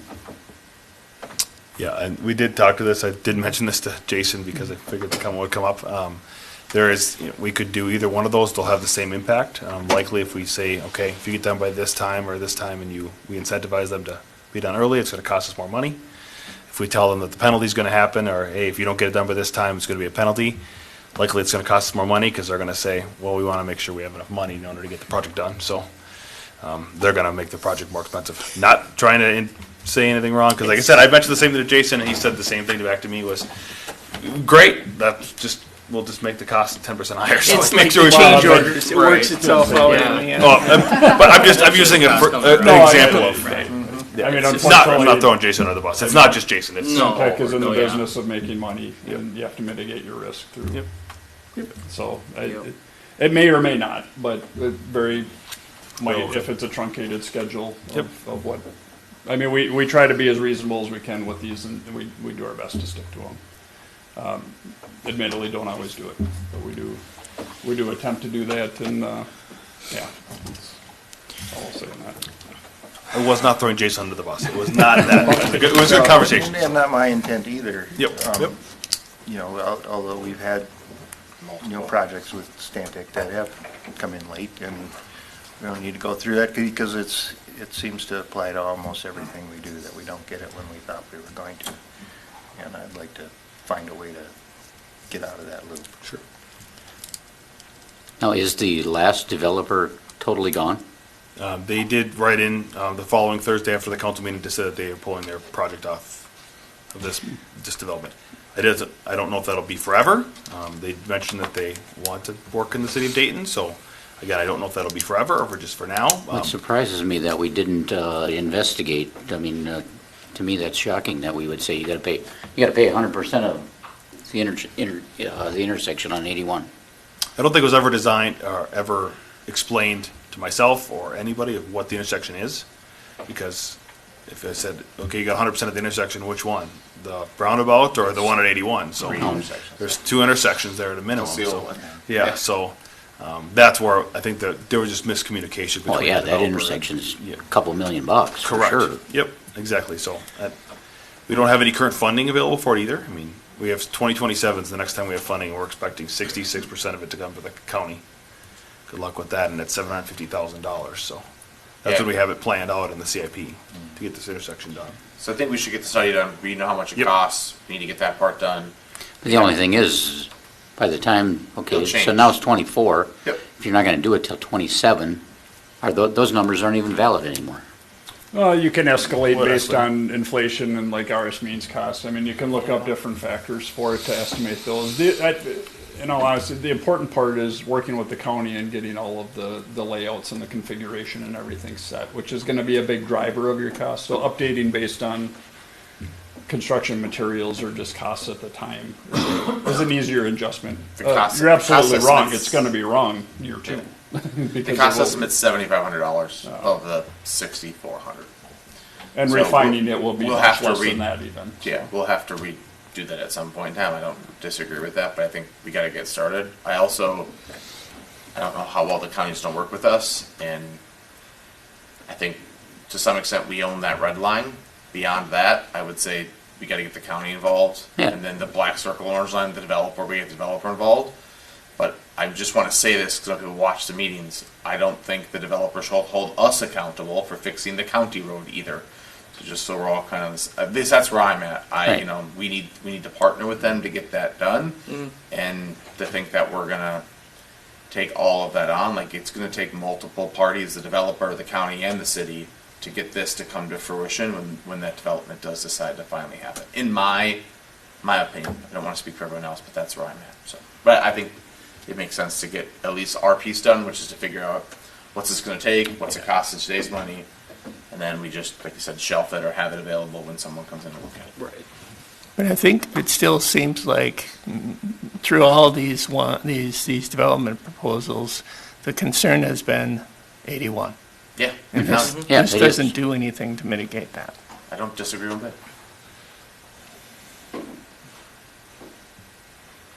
The biggest issue is the county. We need the county to work with us. The county has just kind of left us out here. So, in multiple situations. This is they have. One of the laundry lists of them. One right? of many. So, like because the county may come in and say, nope, we don't want this moved.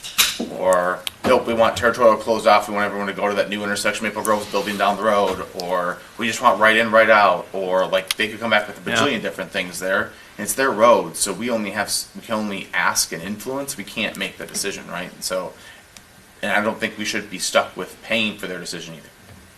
Yeah, I agree with all that, but in the end, that's been the problem, and there's nothing addressing it. And I get that it's the county's issue.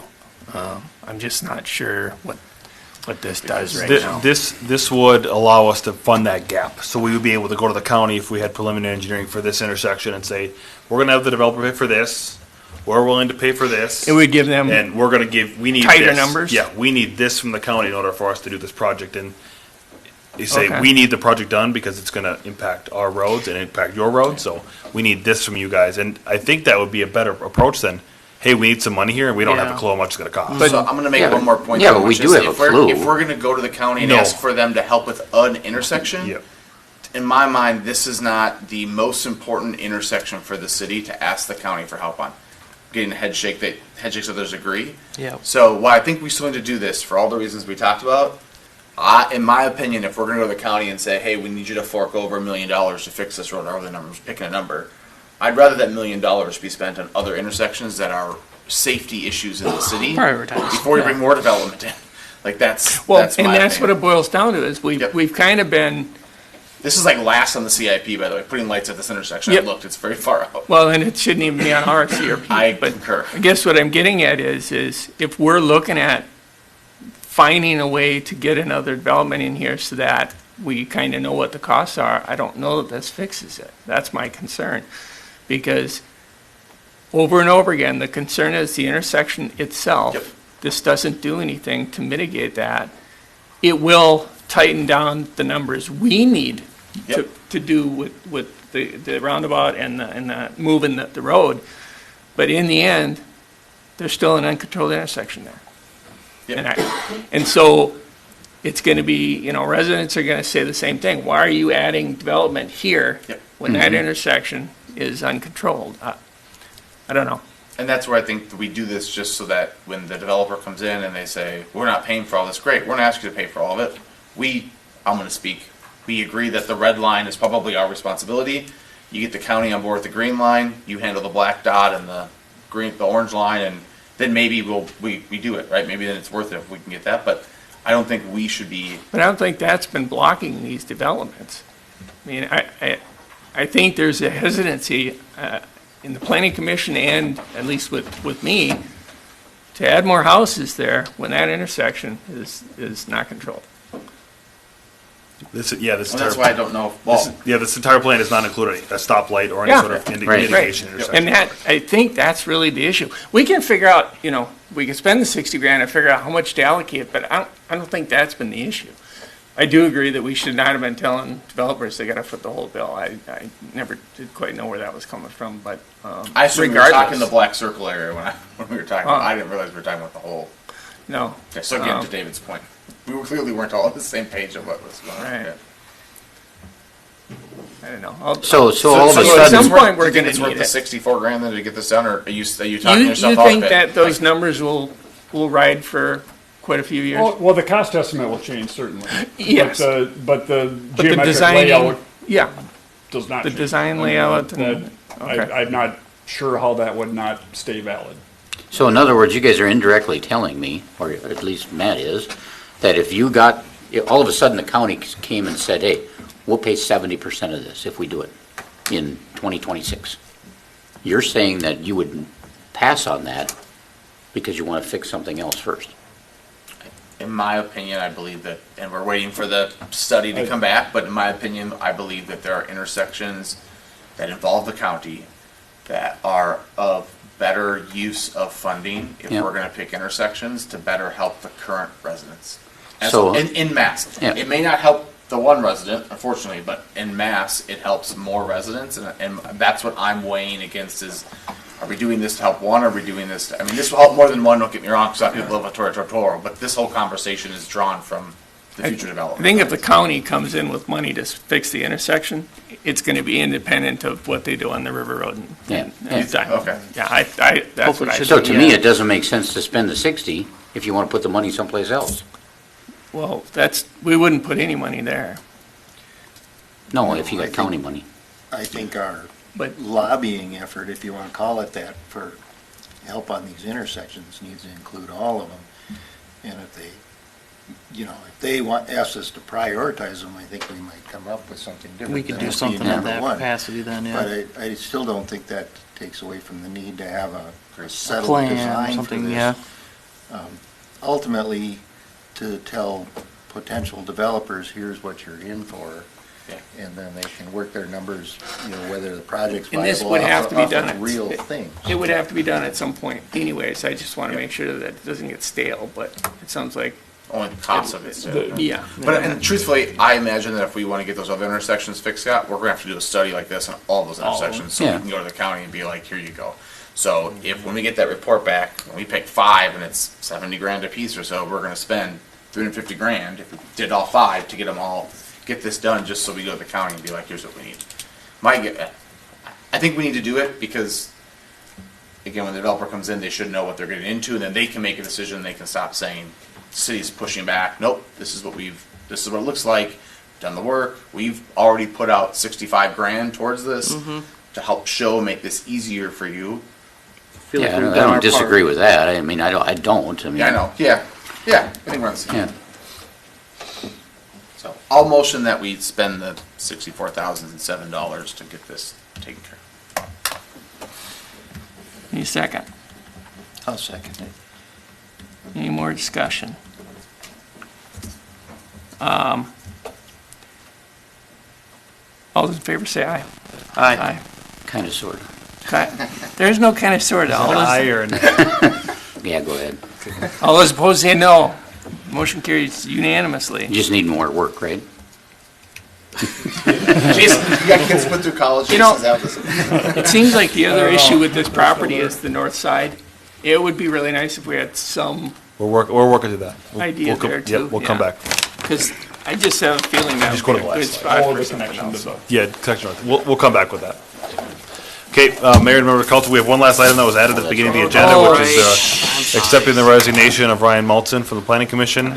We received this late last week and wanted to give it time to soak before we accepted it, and so that was added to tonight. On the agenda was the acceptance of Ryan Maltzen resigning from the Planning Commission, and then also appointing a new Planning Commission member. I know that Amy has been reaching out to all of the ones that we had 30 days ago to see if they're still interested in. I don't know if she has an update for us at all for those individuals, but looking for a motion and a second on those things, at least for Ryan's, and then we'll get on the second part. But I'll make the motion to accept it. I'll second. Yeah. Any discussion? All those in favor say aye. Aye. Aye. All those opposed say no. Okay. Okay. The second part of the thing is appointing a new planning commission member. Staff felt like it was appropriate to go back to the ones that were applied 30 days ago and see if they were interested in it. Amy, you take it from here. So everyone was still interested except for Dave Snyder had other commitments that came up, but he'd be interested in the future after these commitments end. And then I have not heard from, is it Hugh? Hoy, sorry.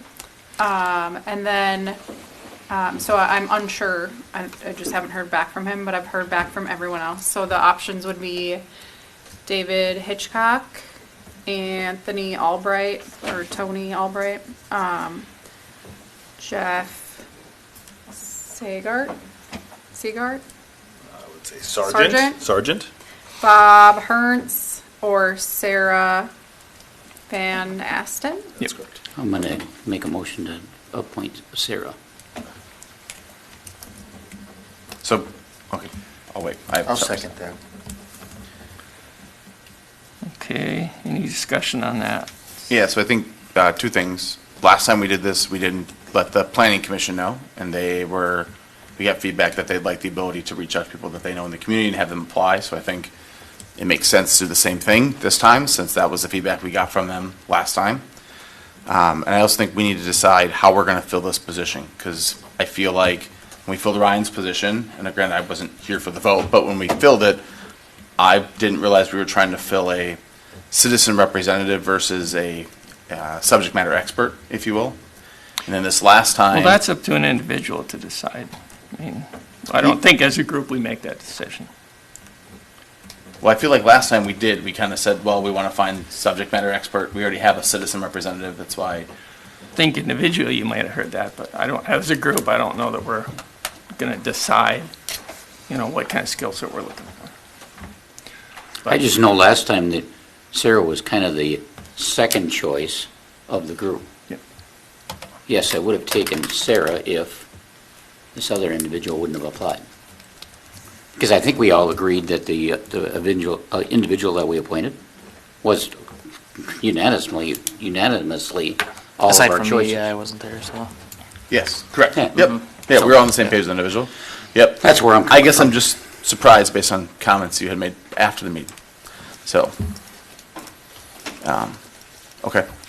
I would like the opportunity to at least look at them because we didn't talk about voting this ahead of time. So I think going through and having the opportunity to go back and look at the applicants one more time and page through them would be helpful for me. It's the same applicants, right? Correct. You didn't look at them last time? I did look at them last time. Okay. I talked to multiple of them. Yes. Yes, I did. Any more discussion?